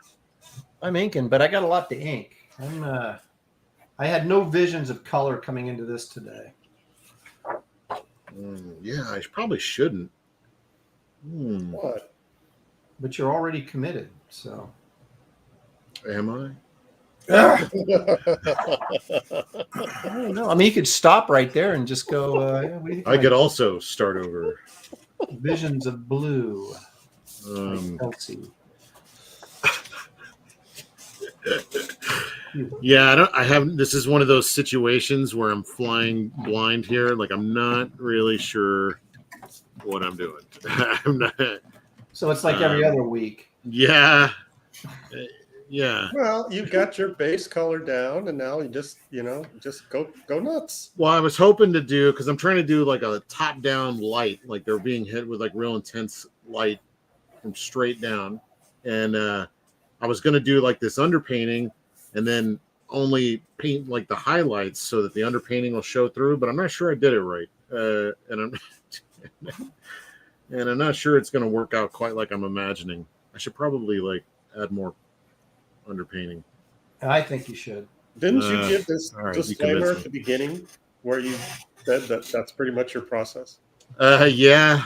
So But you should be confident that it will succeed. No, I'm never confident. We're just gonna wing it here. Oh God, all my old wash are like. He has no expectations at all. You're unscrewing this vial of paint over the artwork. Something magic might happen. All right, this one's open. All right, we'll do it. Whenever I do that, it's disaster that happens. It has nothing to do with magic. No, this will be even scarier. Let me do that. Oh, look, he's cleaning his brush over the artwork. He's gonna light a cigarette and have a glass of bourbon, and then we'll see what happens on the. Oh my God, this might have been a mistake. Yeah, quick, wipe it off. Yeah, quickly. Oh my God. What are you doing? I don't know. Yeah, he's cursing, but he continues to paint. Just give the artwork the double birds, man, like the Masked Man did. Yeah, that's right, Masked Boy. Courage. Uh, And then let any would-be artists out there beware. Just don't do this. yeah. That's a cautionary tale. Yeah, Yeah. don't try this at home, right? It's like, Henry Marcus Killigrew is giving us an update. He's saying Bard is in upstate New York. Chris okay. Claremont went there as well. now I wonder if you went at the same time. And Henry Bemis is saying Kelsey is an art anarchist. Yeah, there you go. That's a nice way to put it.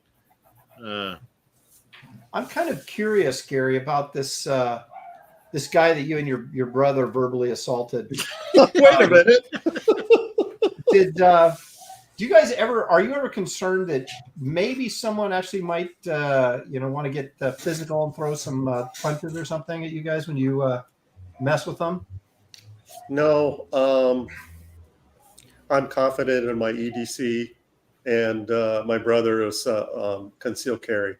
There you go. So your brother is starting trouble, knowing full well that he's got a loaded Glock that he's going to unload in the guy if gets a little. That's how it works. Yeah, I like it. You get all gun brave. That and then might you start account for fighting. his boldness. I don't know. Man, your brother's trouble. But definitely who I'd want to have in a shootout. That's right. On my side. It's all for the laughs, Kelsey. You do anything for a joke, right? And so. Yeah, including getting into gun violence. Yes. Well, look at all this crazy stuff these people do for their Instagram videos, No. And then they're surprised when they get the crap beat out of them every once in a while. I just got a text from Trump. What? It's Don Jr. Aaron, my father is in court for bogus charges. Enough. Sign this petition to drop all charges against him. You guys So buds? the court case hinges on you, Aaron? Apparently, I didn't realize that. I think they're asking me for money, and the thing is, I'll support a politician, but I'm not going to give him any money. Yeah, you just say, yeah, I'll stand by you. Yeah. But I ain't giving you any of my cash. I got old comic books to buy.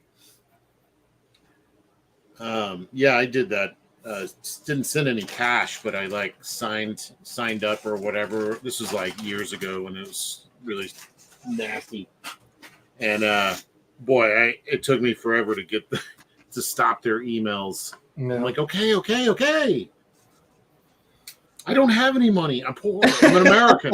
I have nothing to give you. Don't you understand? Yeah, that's why I'm pretty much unafraid of anyone suing me, because I got nothing to give them. That's right. That's not Here, true. take my wallet. Put something in there, would you? You have Can we teeth. return it?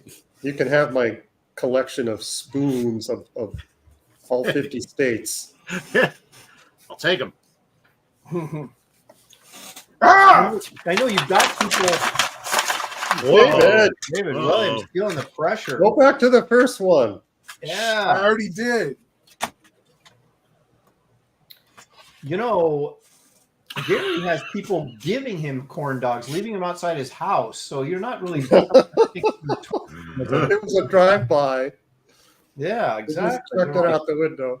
This dude's poor, man. Leave the corn dog for him. I'm doing an Aaron Lepresti. Yeah. Wait a minute. What? Well, okay. I admit What does that occasionally mean? I, Yeah. start over. I'll bite. What's an errand? Oh, it's starting over? Yeah. No, But- big giant headshot. Oh. Yeah. Like, oh my gosh, that's like your go-to. Nah. You might as well draw Modoc to This Buscema. is I all don't you. think I ever did Modoc though. I'm doing okay. Shut up. Yeah, man, I'm inking the dragon. Then I've got 3 elves and a tree to ink after that. But plenty of time. How much time we got left, Gary? Oh my God. Don't ask that. What are you, crazy? Well, I could tell, Aaron, you're far from. Yeah, far from asking that question at this point. Henry Bemis says, Gary, if someone bought you a corn dog at a convention, would you sign it? Oh, I'm sorry, brought, not bought. It's like, why would I, if he bought me a corn dog, why would I sign it? I'd be eating it. Yeah. No, brought me a corn dog. Well, I wouldn't automatically sign it. I'd sign it if they asked. What do you Yeah. sign it with, though? That's a good question. Probably a paint, Sharpie one would of those work. paint pens. Yeah, or a Sharpie might work, unless it was too greasy. Then it might not. A gold paint pen. Sign it with mustard. Yeah. Yeah. Yeah, as part of my art supplies, I got mustard in my. You never know, man. You But- buy those con sandwiches, and they don't really come with any good condiments. So you might want to bring your own spicy mustard or something, and you can. Yeah, that brought up a question. Like, okay, so you'd eat it if they bought it there, but would you eat it if they brought it there? Yeah, if someone said, "Hey, Gary, I brought you a corn dog," Yeah, no, I wouldn't eat it if somebody just said, "Hey, Yeah. you can have this corn dog." Oh, Found hold this on on the second. street outside. yeah, Hold on a second. especially if they identified themselves as from being in this chat. Time out, Angela Curry. You get the prize. Uh-oh. Angela Curry says, "I believe the lady from Fred Meyer has found you, Gary." Oh, Yeah, that one. Yeah. made her cry, and now Good she's one, like, "What do you think of Angela, this good corn dog?" You better watch your Henry- back, Gary. Henry Right Jeremy up wants me for to you. ask David something. Gary, can you please ask David to look at the man called Nova number 25, Instant Inspiration. Oh. Pollard inked by Nebres. Oh, I'm sorry, Yep. Nebres. Yeah, I know which one. I have it up on my That's a great cover. page, and I'm looking at it, but it ain't helping. He's already, he's ahead of you. He's already stealing from it. Because it said every issue it said, "Here comes the man called Nova," and then on the last issue it said, "There goes the man called Nova." Oh. That's awesome. But a great cover by Pollard and Nebres, though, it really was. Who? Paul? Who? What? Keith Who is it? Pollard Keith and Pollard. Rudy Keith Nebres. Pollard. I don't know. I probably know the work. I mean, the name's not. You don't know Keith Pollard. Well, I might. I might know the work. I know a lot. Quit badgering me. I can sing lyrics to entire songs that I don't even know who the artist is. So, Wow. I'm weird like that. I like the work. It was like your answer. Oh, well, I might. I might. He had a lengthy run on the FF. He drew just about everything, didn't he? At one point or another for Marvel. Had sort of a John Buscema-esque kind of style. I met him and his wife at a show in Texas pre-COVID. Joe Staten was at that show too. They didn't Joe remember Staten was the very first guy I inked in my professional career. I like Staten's stuff. Yeah, so do I. I think he's vastly underrated. He had a very simple style, but it was kind of, it had like little cartoony bits to it that sort of made it interesting. Yeah. He drew the first issue of E-Man. In fact, I think E-Man was his creation. Creation, yeah, he created. For Charlton. Oh, yes. Are you throwing away the... I heard David, like, was that you that grumbling, just like exasperated growl? And I'm like, is he throwing away? He's on his fourth drawing. Yeah. I don't know if I should be worried about that or happy about that, because I didn't feel like drawing anyway. I was in inking mode. he's doing so many. It's only a law of averages. He'll come out with a good one, so we might be. That's true. It may not be till next week, though. But I'm getting into my Kevin Nolan mode. On this. So. Get in your the FedEx is at the door and you got bills to pay mode. That's that was always a good one. No, I don't need any heart palpitations. Too old for that. You know, that is so funny because as anybody that worked in the industry, in the mainstream industry, ever not experienced that to some degree.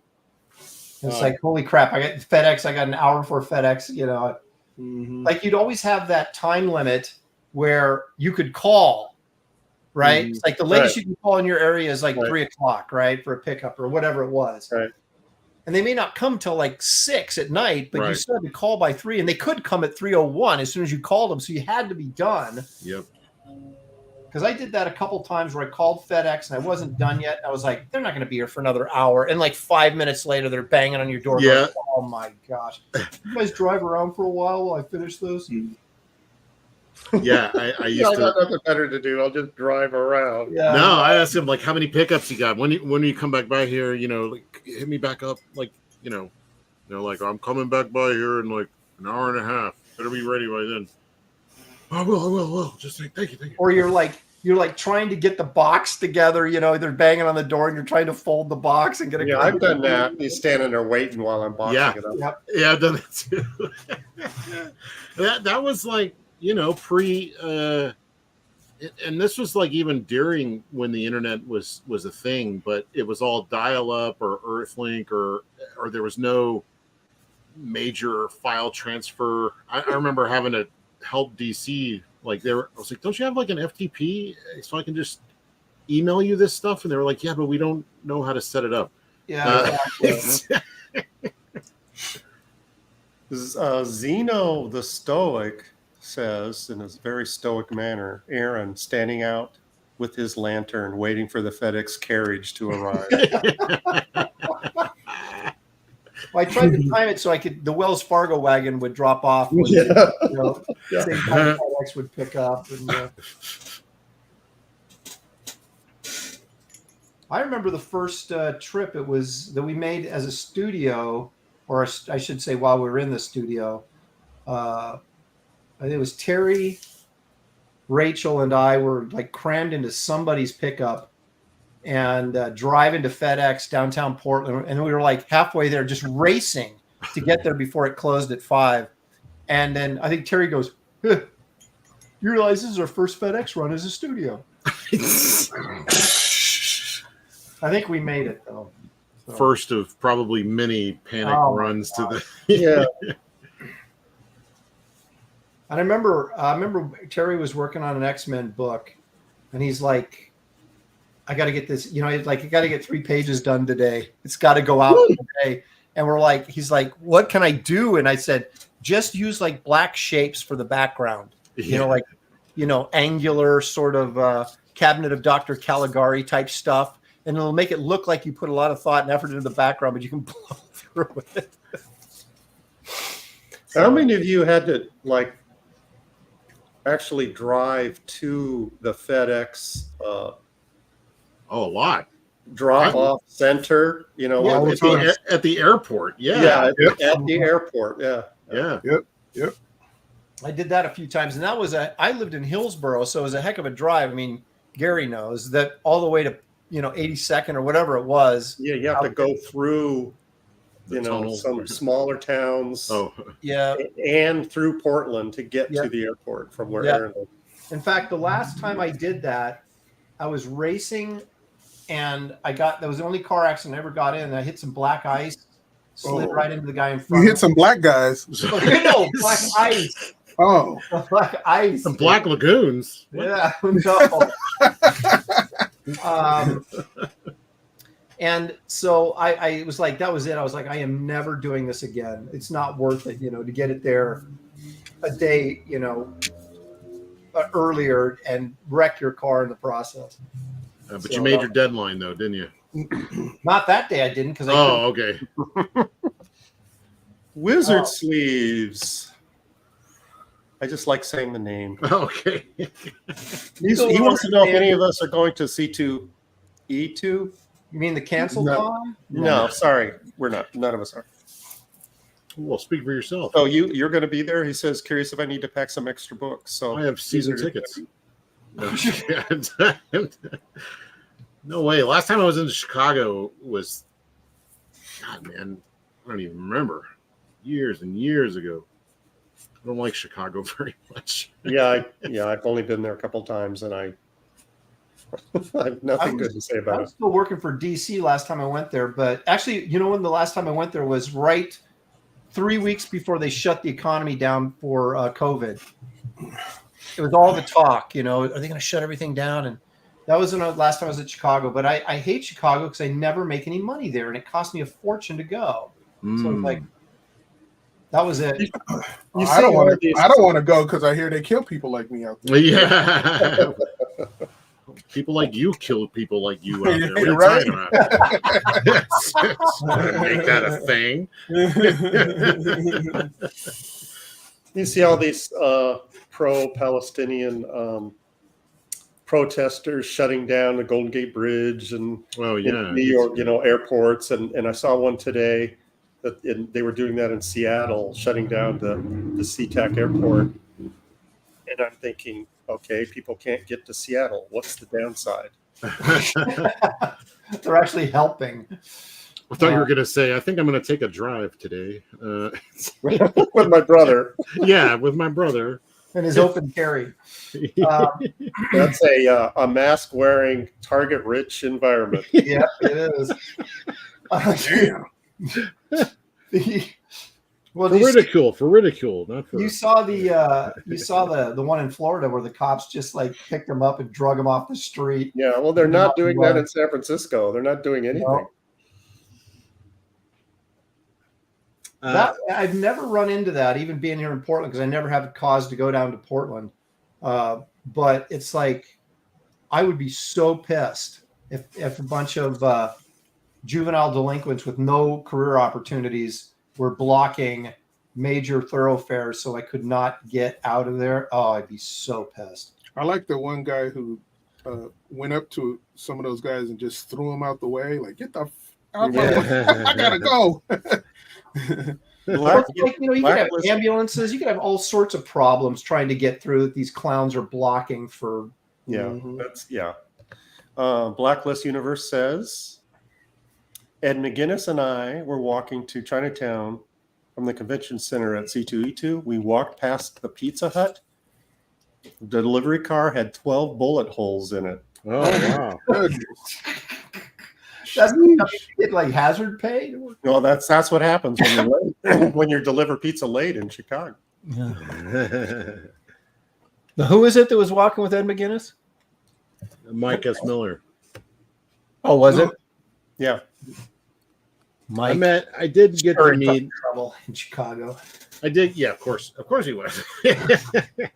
I did get to meet Michael Ringo in Chicago, so there is that. I did enjoy getting to hang out with him. Michael's a good guy. He was great. And then he let me sit with him. He was like, "No, it's great. You should be sitting here." And he's like, "Here, sit down." And then let me like do commissions and stuff for people. It was great. Wow. Such a cool guy. But then I like went and got something to eat at the concession stand, and there was this guy there, this bald guy, and I'm like having a conversation. I was like, "How's your con going?" And he's like, "Oh, pretty good actually," and blah blah blah. And then I was like, "All right, see you." Finish up my hot dog, left or whatever it was, and Corn dog. yeah, I get back to my table, and they were like, what was he talking? What did you guys talk about? I'm like, who? He's like, you and Alex Ross. I was like, when? He's like, you were just talking to him. I was like, yeah, because I'm used to seeing him. He had long hair when he started, Mm-hmm. and this was like right after he started shaving his head, so started going full Picard. Well, I had no idea, but I'm sure if I knew who it was, I would have been like, "Oh, I loved your book." So I'm glad. Or you wouldn't have spoken at all. You're just trying to think of something cool to say, and then he gets up and leaves. Yeah, I would have worked up the courage right as he left. Oh, I was in line at I guess it was Subway at the Seattle show, and Adam Hughes was like right in front of me in line. And of course, I know him, and so we started talking, and we were talking about what was it? You know the Red Sonja cover he did where she looks like Al Bundy's wife. She has that hairdo that looks like you know what I'm talking about? Yeah. And that was originally like a Conan. Oh no, wait! He did a Tarzan cover, and it was supposed to be a Conan one. So we had to turn her into Red Sonja and turn Tarzan into something weird like that. So he's telling me this story, and it's like people are like that in line, right? Yeah. They're starting to realize that that's Adam Hughes, and of course he had no clue who I was, but it was so funny to watch their expressions where they're inching closer so they can hear the story, and they're all like, it's Adam Hughes. Because it was a scheduled event, and people were showing up late. Yeah, exactly. Adam Hughes talking with some weird guy about his Conan. Oh, zinger. Get the cannon ready just in case. I always run into Adam like at the weirdest spot. Josh and I were. Aaron, did you not hear my? Oh, I thought that was like someone using an electric pencil sharpener.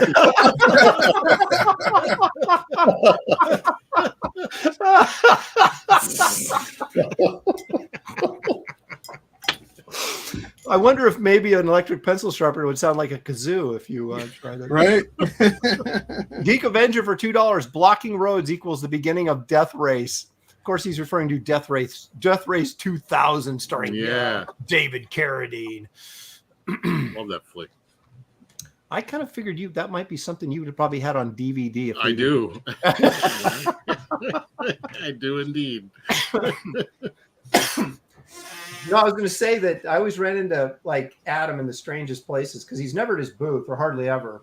And my son and I were just a few years ago at San Diego, and we were in this toy booth that had a bunch of like Star Trek figures. And there's Adam Hughes like stocking up on Star Trek, and we start talking about how the Scotty is missing a finger because he lost it in the war or something, and so he'd always hide his hand in the Star Trek episodes so you couldn't see that he was missing a finger. Oh wow. And I think the action figure that he was showing me goes, look, they even left his finger off this one. It's so authentic, I did not know that. But it's funny, you have these legendary comic book artists you're talking to, and you're talking about Star Trek action figures. Changing the subject because I'm reading the chat and I have that power. Yes. Brian Norton says, "Hey Gary, my parents loves the art book. I can't wait to check it out when I visit this summer." Visit you or visit his parents? His parents. He bought a copy of my book, sent it to his parents. Okay. Just wanted to make sure he wasn't coming by your house to visit you. Why I appreciate does you looking out for me, Aaron. his I think Mark parents is love? probably a pretty safe guy. He knows everything about pop culture. He might actually learn something if he came by your house and visited you. You'd be Wait a better- minute. Did you'd you be better- just say I might actually learn something? Yeah, and it was like you'd be better prepared to actually do something on this show. He's like, well, that'll never happen. Oh my goodness! All right. Angela Curry wants to know where we can get brushes of destiny. Brushes? Wait a minute. Angela, they're right here. Righty. Righty, Angela. Do you got any, Gary? Since the weather seems to be warming up a bit around here, you got any golfing planned? Not as of yet. We're talking about taking a trip to Utah. Oh, you don't want to golf in Oregon? You want to travel all the way to Utah to golf? Utah chip. Well, we golf along the way. You what? Golf along the way. Oh, really? Yeah. So you guys load up the car with a bunch of Doritos and you just hit the road and start like hitting golf spots along the way till you get there? Yeah. Interesting. Like off the top of the car or something? No, we just plan out all the courses that we've heard about and map out the route and Oh. eat Doritos. Yeah, I dream of having a vacation like that where I can just Eat Doritos. yeah, all day long until my heart stops, which is at my age probably isn't that much to the future. Like, Yeah, see, we Oh, do I better not get my miss the money Dairy quick. Queen Yeah, along the exactly. Don't rely on the Bank of Aaron for too long. way. The Bank of Aaron. Now it has a title. I'm gonna have to send him alerts telling him his account balance is low. Yeah, I agree with that. It's very low. Too low. It's like I just bought an old comic. Your bank account is low. Actually, I just did buy an old comic. I'm waiting for it to show up so I can do another unboxing video. Is that now your motivation for collecting is to have show content? Yeah, dude, and you write it off, man. This is for show content. What do you mean write it off? What expenses are you incurring? Well, I have to buy the product so I can unbox it for the show. Those 9.2 graded Right. People are not just Silver Age sending me that comics, yeah. stuff, Gary, you know?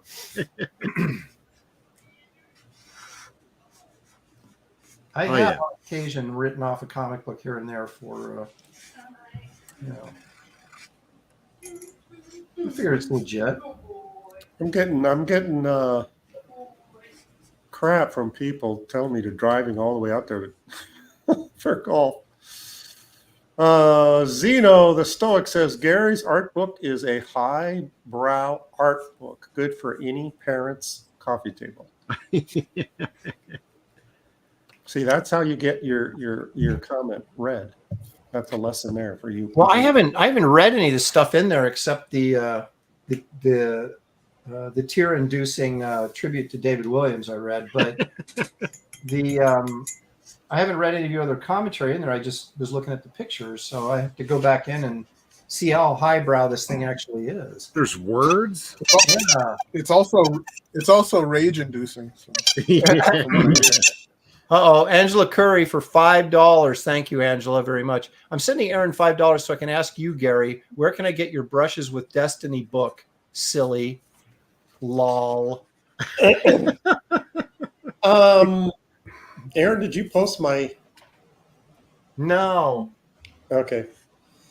because it's not an active campaign. I haven't set up a link yet because I'm still shipping, but if you absolutely have to get it, you can contact me directly, inkart@earthlink.net. That's my business email. inkart@earthlink.net. It's It's a website. $45 plus 10 for shipping. I think Gary and I are still the only two people using Earthlink. by the way. Yeah, we might be. I I've had still use that dial-up. I don't email. know if you do or not. I've had that email for long time. Since the Hey, I'm beginning. the last man on AOL, so Yeah, you are.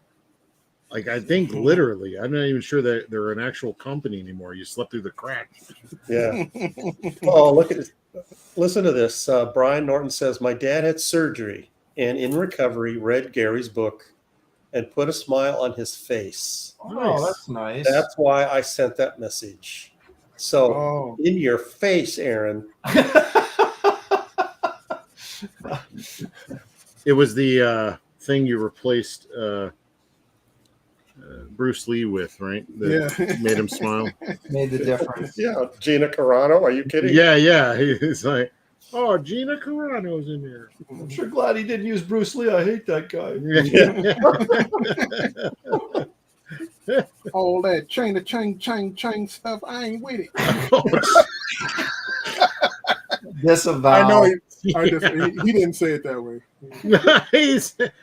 He was much nicer. Okay, Angela, you just undid what your compliment. She says, my dad used Earthlink 2. Damn. Yeah, thanks, Made Angela. Gary feel real old. You know, my great grandfather used Earthlink. Yeah. Yeah, okay, Queen Mickey. Okay, Queen Mickey, what's Earthlink? Oh my God.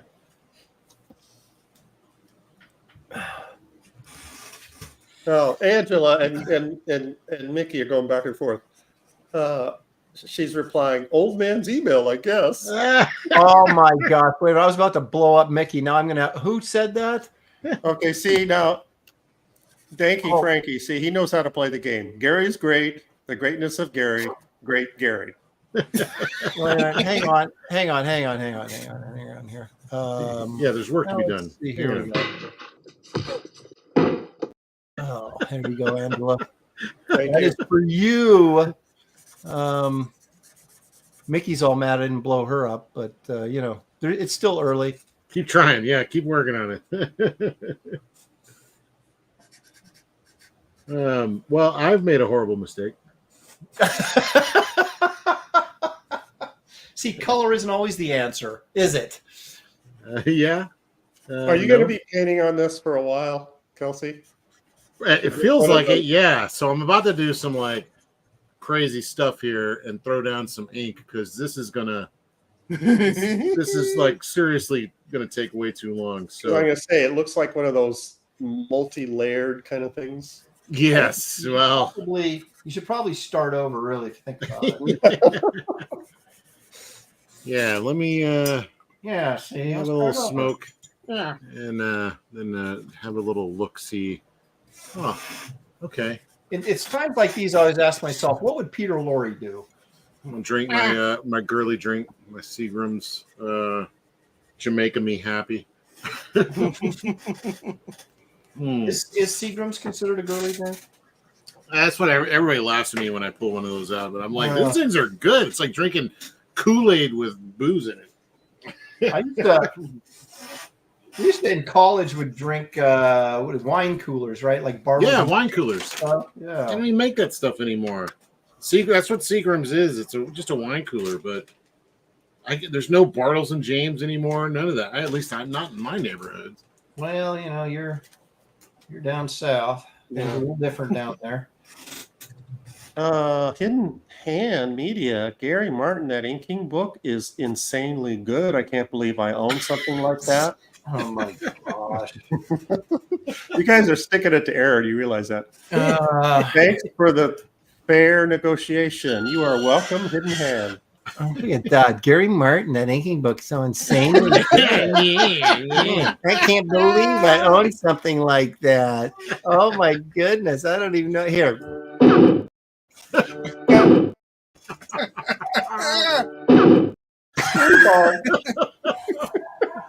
3 bonks. Wow. Wow.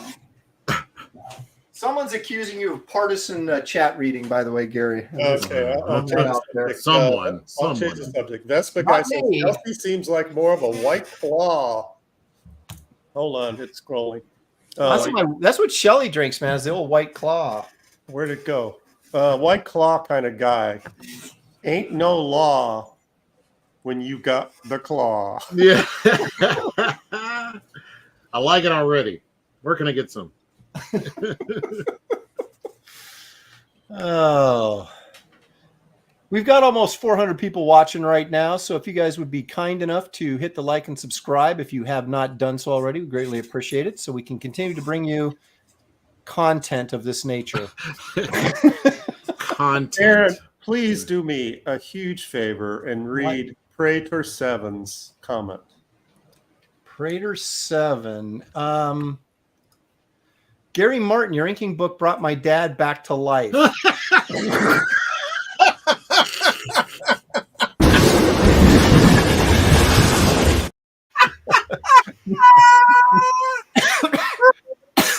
Not anymore. You just described the whole audience.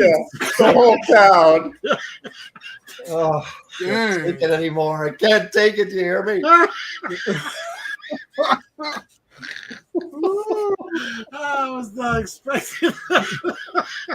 Well, his dead father was reading my book. Oh, jeez. Oh, that was Aaron funny. said, "Not anymore." Yeah. Golly. Frankie says Gary's book cures erectile dysfunction.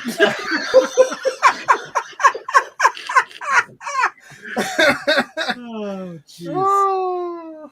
Oh my goodness. You guys. I've got no more weapons left at my disposal. I just blew everything up. Oh, God. Oh, I think all that's going to make my art come out a lot better. Thank you. I need I do what I can for you, Kelsey. And I saw you were struggling, so yeah. Just took my mind right off. Hold on a second. oh no. It's not stopping, Aaron. Old Dirty Fatty says, my pastor read from Gary's book last Sunday. Oh, That's crazy. Today's scripture is from chapter 3, How to Feather. And on the seventh day, he did stippling. Yeah. Henry Bemis, breaking news. Brush with Destiny brings peace to the Middle East.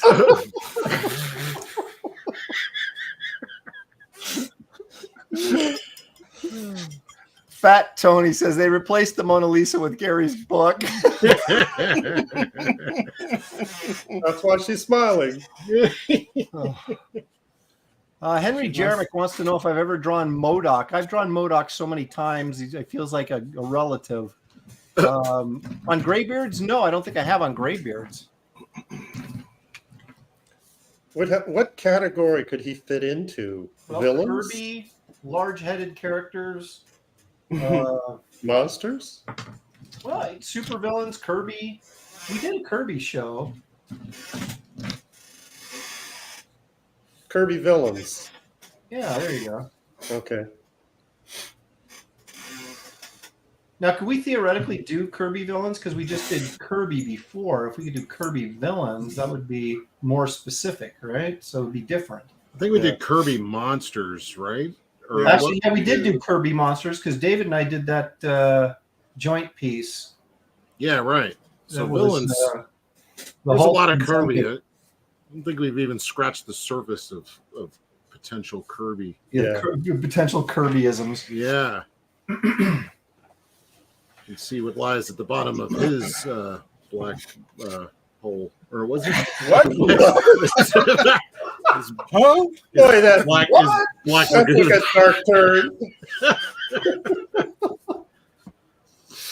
Oh my gosh. Poor Jack. Probably knew what became of his beloved industry. Yeah. Oh, wait, he hated this, so no, yeah, never mind. I wonder if Kirby was still alive, we could get him to come on this show. Yeah, maybe.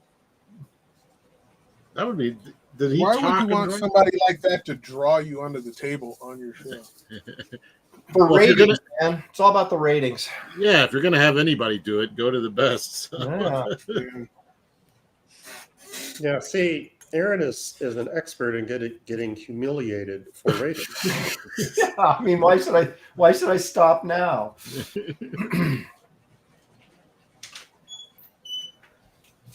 All right. Now we're getting to the point where I turn this complete nightmare into magic. It was my birthday.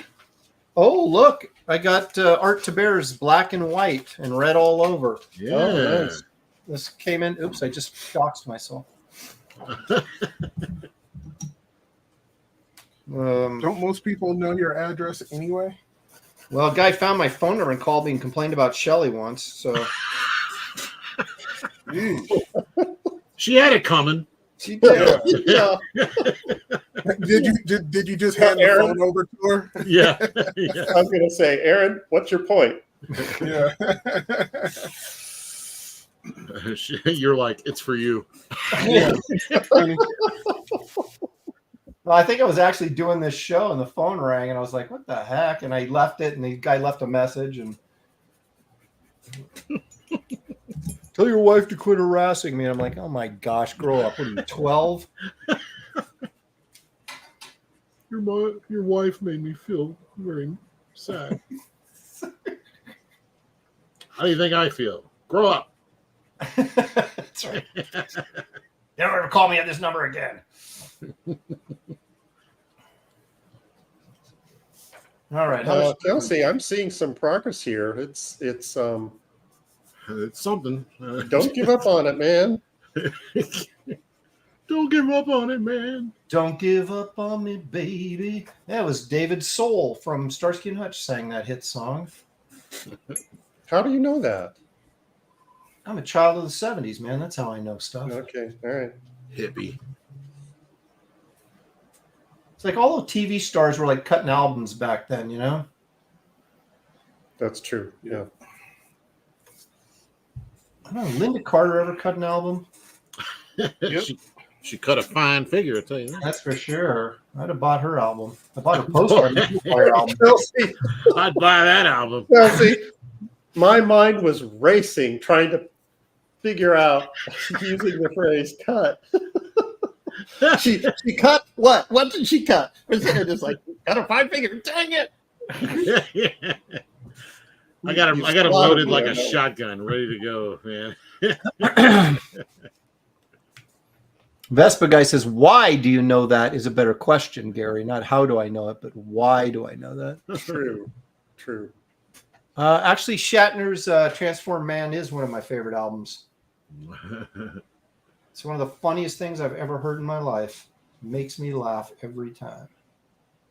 Mr. Tamburina. Mr. Tamburina. Go on. I wonder how much he made Don't on encourage that album deal, and was it worth the mocking and ridicule? Well, he seems to kind of roll with it these days and, you know, kind of have fun with it. But I don't know. He did a lot of, like, you guys seen his dramatic reading of Rocket Man on Yeah. oh my gosh. And Bernie Taupin had to introduce him. And Bernie Taupin's like, is with great honor that, and like, you know, he's lying, going, I can't believe that Shatner's going to destroy my song. Yeah, Shatner's never one to waste a good opportunity. So Yeah. he was that first album, probably dead serious. I'm going to sing. I can do this. Yep. And then when he found out, oh, I can make money being laughed at, let's do this. You know, Yeah. that's- Well, he did it because Leonard Nimoy did one. He was not going to be upstaged by Spock, so he had that's to go true. All right. You see, I'm the Rocket Man. Bernie Taupin's over in the backstage just drinking heavily, going, oh my gosh, get me out of here. It's going to be a long, long time. Till touchdown. Brings me around, but that's so fun. The problem with these like cheap Chinese paints that I bought is they don't actually have what color it is on there. And So so it's a surprise when you I take have the a- cap off. yeah, there's a dark blue and then That's black. Chinese blue. Or it's black and then Chinese blue. I'm not sure. We're gonna find out. Michael in the chat says David was already great, but I think this show is only making him greater. He's smoking you guys. What? What? I don't know about that. I don't either. How many people has he got watching him?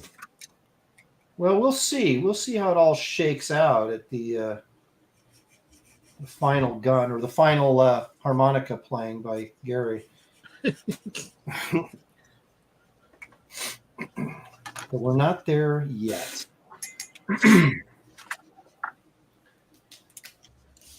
How much? Yeah. Oh, geez, it's 4:20. Yeah, and you're only half done inking it. Yeah, I know. We're like way over already. Oh, really? Oh no. Supposed to wrap this up at 4 o'clock. He's all, oh no. Oh no. We're way over? Oh. Well, I mean, Aaron's got a Star Trek. I know. That's what nerd I'm show like. to do. Oh no! I mean, I just keep going until it's finished. But it's like, I got to make a Star Trek appearance and talk about the enemy within. Give me the brandy. Which one was that? What happens in that one? Well, Kirk gets. Well, they got guys stranded down on this planet and they're freezing to death, and the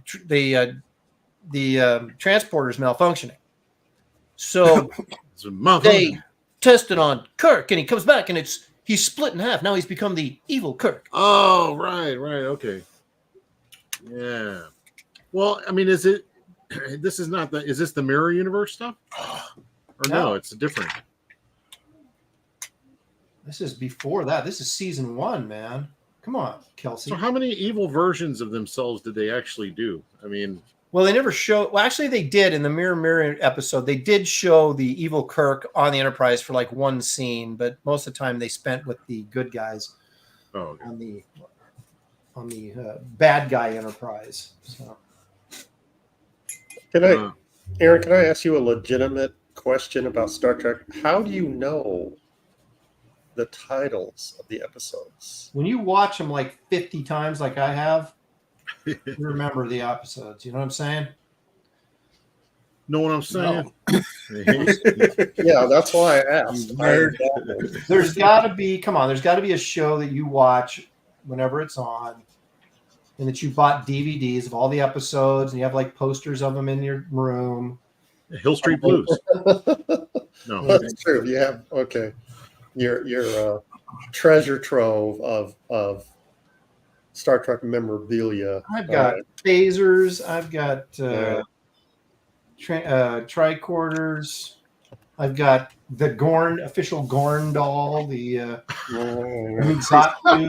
lifelike hair. Yeah, please stop there. Yeah, my mind is racing. Stop while you're at Queen Mickey, I'm not officially taking orders, but you can get it if you email me, inkart@earthlink.net. She's taking orders for what? My book. She's asked me about the book before. She's waiting till I get an official link, and I haven't set that up yet. But I thought you were saying asking me, and so I taking orders for something. And I was like, what? No. Yeah, I'm working a side business on your show. little side hustle.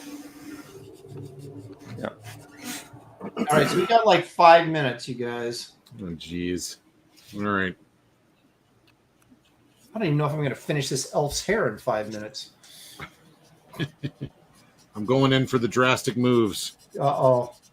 Oh, Light it on fire. That's the only option. That is like midnight blue, right? Something like that, yeah. I thought it was black, but it is blue apparently. So. Isn't that a It looks blue on the camera. Midnight blue. Whoa. I thought it was a foreigner song. Listen to no foreigners. Oh, listen to America. That's all. Kelsey got to it before I did. Damn it. I was going to say that.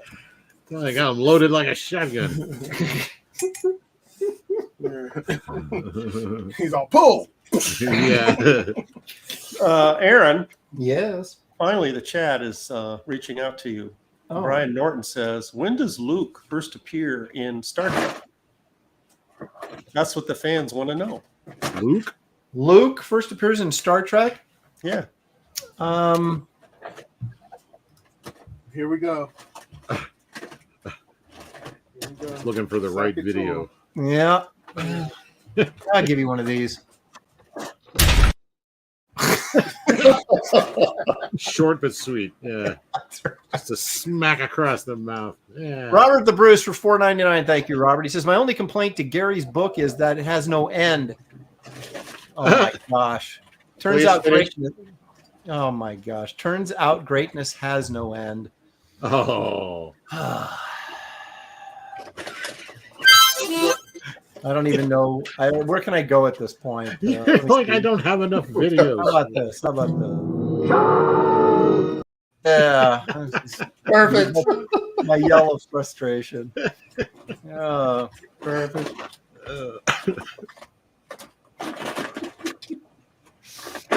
Oh my goodness. How much time we got left here? No time. Aaron, this will make you feel better. Past Master Dan says, greatness can't poop. Greatness can't what? Poop. Oh, well. It has no end. Get it? Yeah, I get it. I get it. Trying not to get it. It's taking me back to the sands of the, what was it, the black hole? What was it? Oh, the creature from the Black Lagoon. That's Yeah, you said it. Yeah. Gosh, I know. I couldn't remember. I knew it had something disgusting, but I couldn't remember what it was. Which is basically a commentary on what gets said on this show, apparently, frequently. Disgusting. Right. It is. It's terrible. I'm appalled. Terrible, I tell you. Okay, so drawing 4 characters is not the way to get done on this show for future reference. Is that the most you've drawn so far? Well, I don't know though. When I had the zombies carrying that guy to his grave, I think there was 1, 2. Oh, okay, yeah. There was 5 in that. But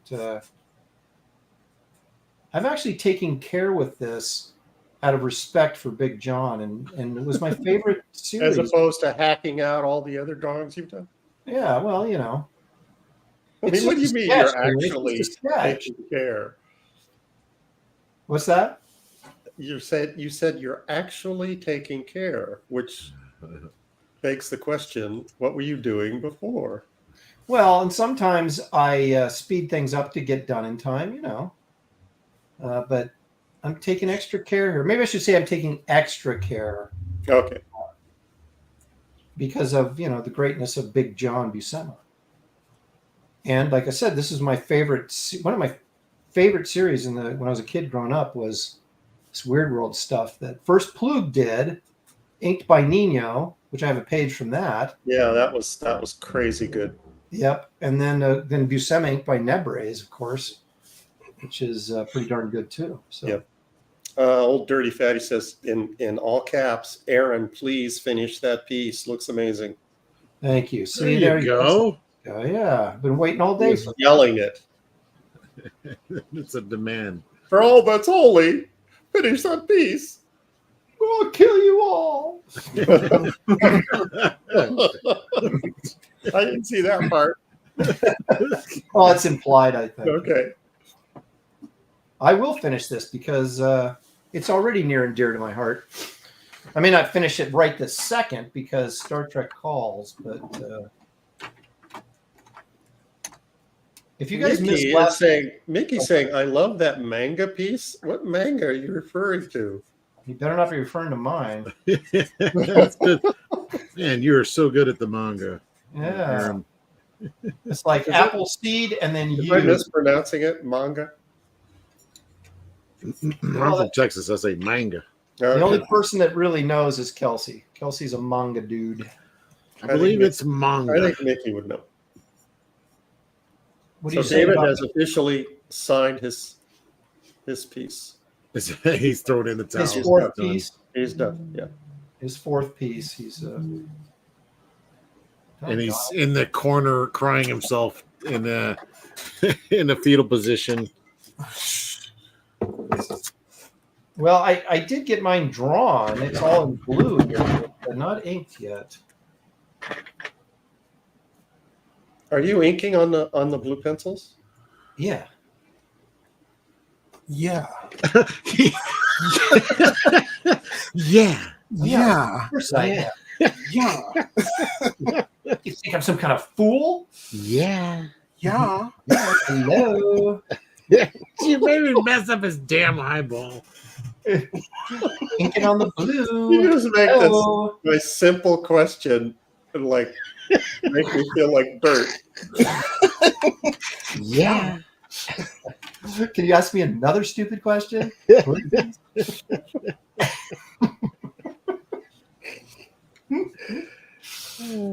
Okay. All right. I guess that's going to have to be it because I got things to do. Oh. All right. Whatever. All right. Yeah. All right. I'll show you what I've got. Oh, Kelsey, that's actually turning into something. It is. It's almost something. It's almost you're just another couple hours, and that's going to certainly be something. All right, here we go. So we got Wow. the creature coming out. Oh. You went to town on that dragon thing. Yeah, I got a little carried away there on the dragon. So you got the elf chick up there sitting on the tree. You got the guy with the little elf dude, Tyndall, I believe his name is, with his sword, and you got Mudbutt running in the background there from the Mud butt. That's his name. Whatever you do, don't get mud butt. Yeah, Not that's on your- worse than a Black Lagoon. Yeah, not on your Yeah. Black Lagoon. Yeah. Mudbutt fitting nicely in the theme of the show. Yeah. Yeah, so I got some tree to go here and gnarl it up, little Nebres up the tree there, and Are you gonna do a Nebres tree? huh? You're gonna do a Nebres tree? Well, my version of a Nebres tree, which is nothing like a Nebres tree. So anyway, yeah, so it's coming along there. We'll get it done tonight and then get it posted on social media. But I feel like it's a good piece if it were only finished. Let's see here. Didn't Aaron used to always finish? Yeah, and then I started adding characters, and look where I'm at now today. Here we go, David. Oh. Damn. Dang, I should have done a big headshot. Yeah. Well, it was his fourth one, so it's almost like a full figure. Check Yeah, out that's the cool. orange and cools, the markers. Yeah. Well, you had to dress it up. It's just a headshot, for crying out loud. I like the line work there in the shadow area. Kind of Look, it's done, so Buscema would approve. yeah, he would. He met the deadline. Yeah. That's right. We, on the other hand, are getting scolded. Yeah, exactly. For not for setting up straight either. I've been bending over my. I'm sorry, leaning over my drafting table. I haven't been bending over my drafting table.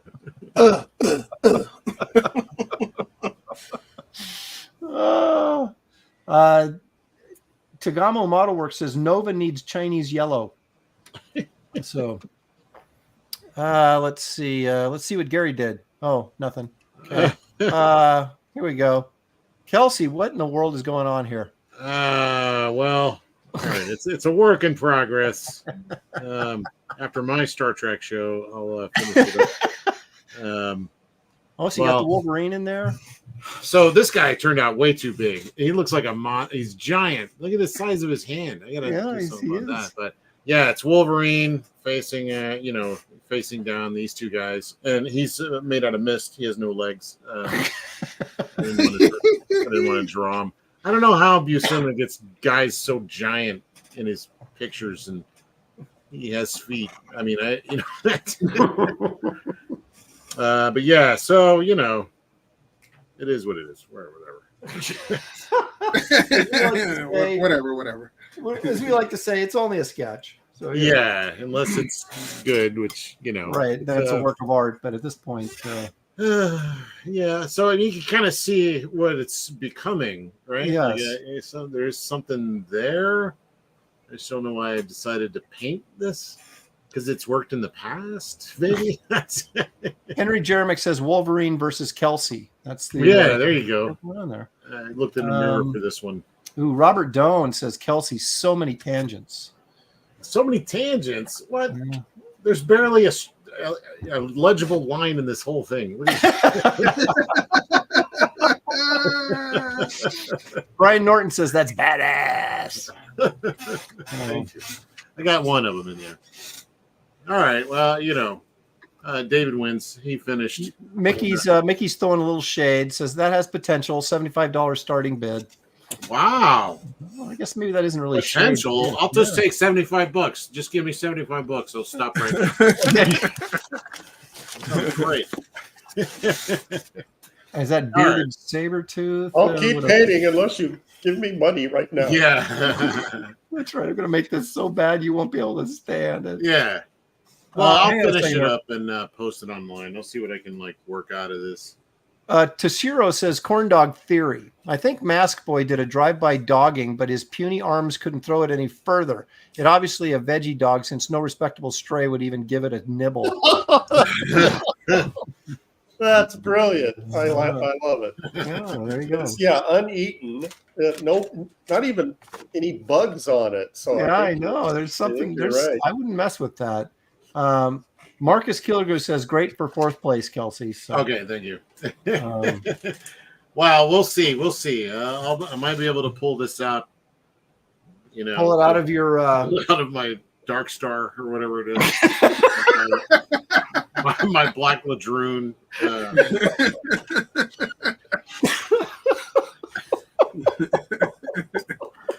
Yeah, I might be able to do something with it. I'm thinking I keep painting on it, get it real nice and dark, and then hit them with an intense white light coming down on top. There you go. They'll cover up anything that sort of. Yeah. is don't forget questionable. the smoke in the foreground. yeah. We'll see. We'll see. Oh my goodness. I got some Alrighty. good fists though. Come on, those are some of Yeah. Those are ish. good. I like the spittle in the guy's mouth. Yeah, Yeah. we're ready to rock and roll, man. All right, everybody. Thank you for joining us. I want to say real quick, I don't do a very good job of advertising, but we all have campaigns running at the moment. Mine, of course, is Kit Carter Planet Doom graphic novel. You'll find the link in the description of this video. David is, of course, illustrating EVS's Fearsome, not only the preview book, but the which is available right now, but also the regular series, which is going to be coming soon to a theater near you. You'll find the link in the description of this video. And also Kelsey Shannon illustrating Nexus Scourge, which with Mike Barron. So that is also, and that's across many platforms. I put the Indiegogo one up, the link, but it's also on Fund My Comic and probably other places too, knowing Mike. Yeah, he does them all. Yeah. And if you want to get a hold of Gary about getting one of his brushes with Destiny book, you can email him at Ink Mark art, G Mart. Oh, was it Ink Art? ink art I'll let at you share it. earthlink.net. At Ink Art No, at Earthlink. No. Jeez. Say it with me, Aaron. Ink art At Earthlink.net. earthlink.net. Ink Art at Earthlink.net. There it is. Your There it is. promotion is second to none. Yeah. That's right. That's why the advertisers pay big bucks to be on this show. Again, we're over 400 people. Please hit like and subscribe if you don't mind. We appreciate it very much. Helps us grow this channel.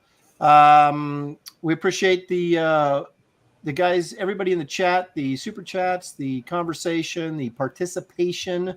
All makes this makes this show the fun, groovy time that it is every week. So thank you guys all. Have a good evening. Make sure you check out Graham's Star Trek show coming up at 5 Pacific, 8 o'clock Eastern time. I believe it's called The Landing Party. And but otherwise, we'll see you right here next week on Graybeard's Studio. Good night, everybody. Later.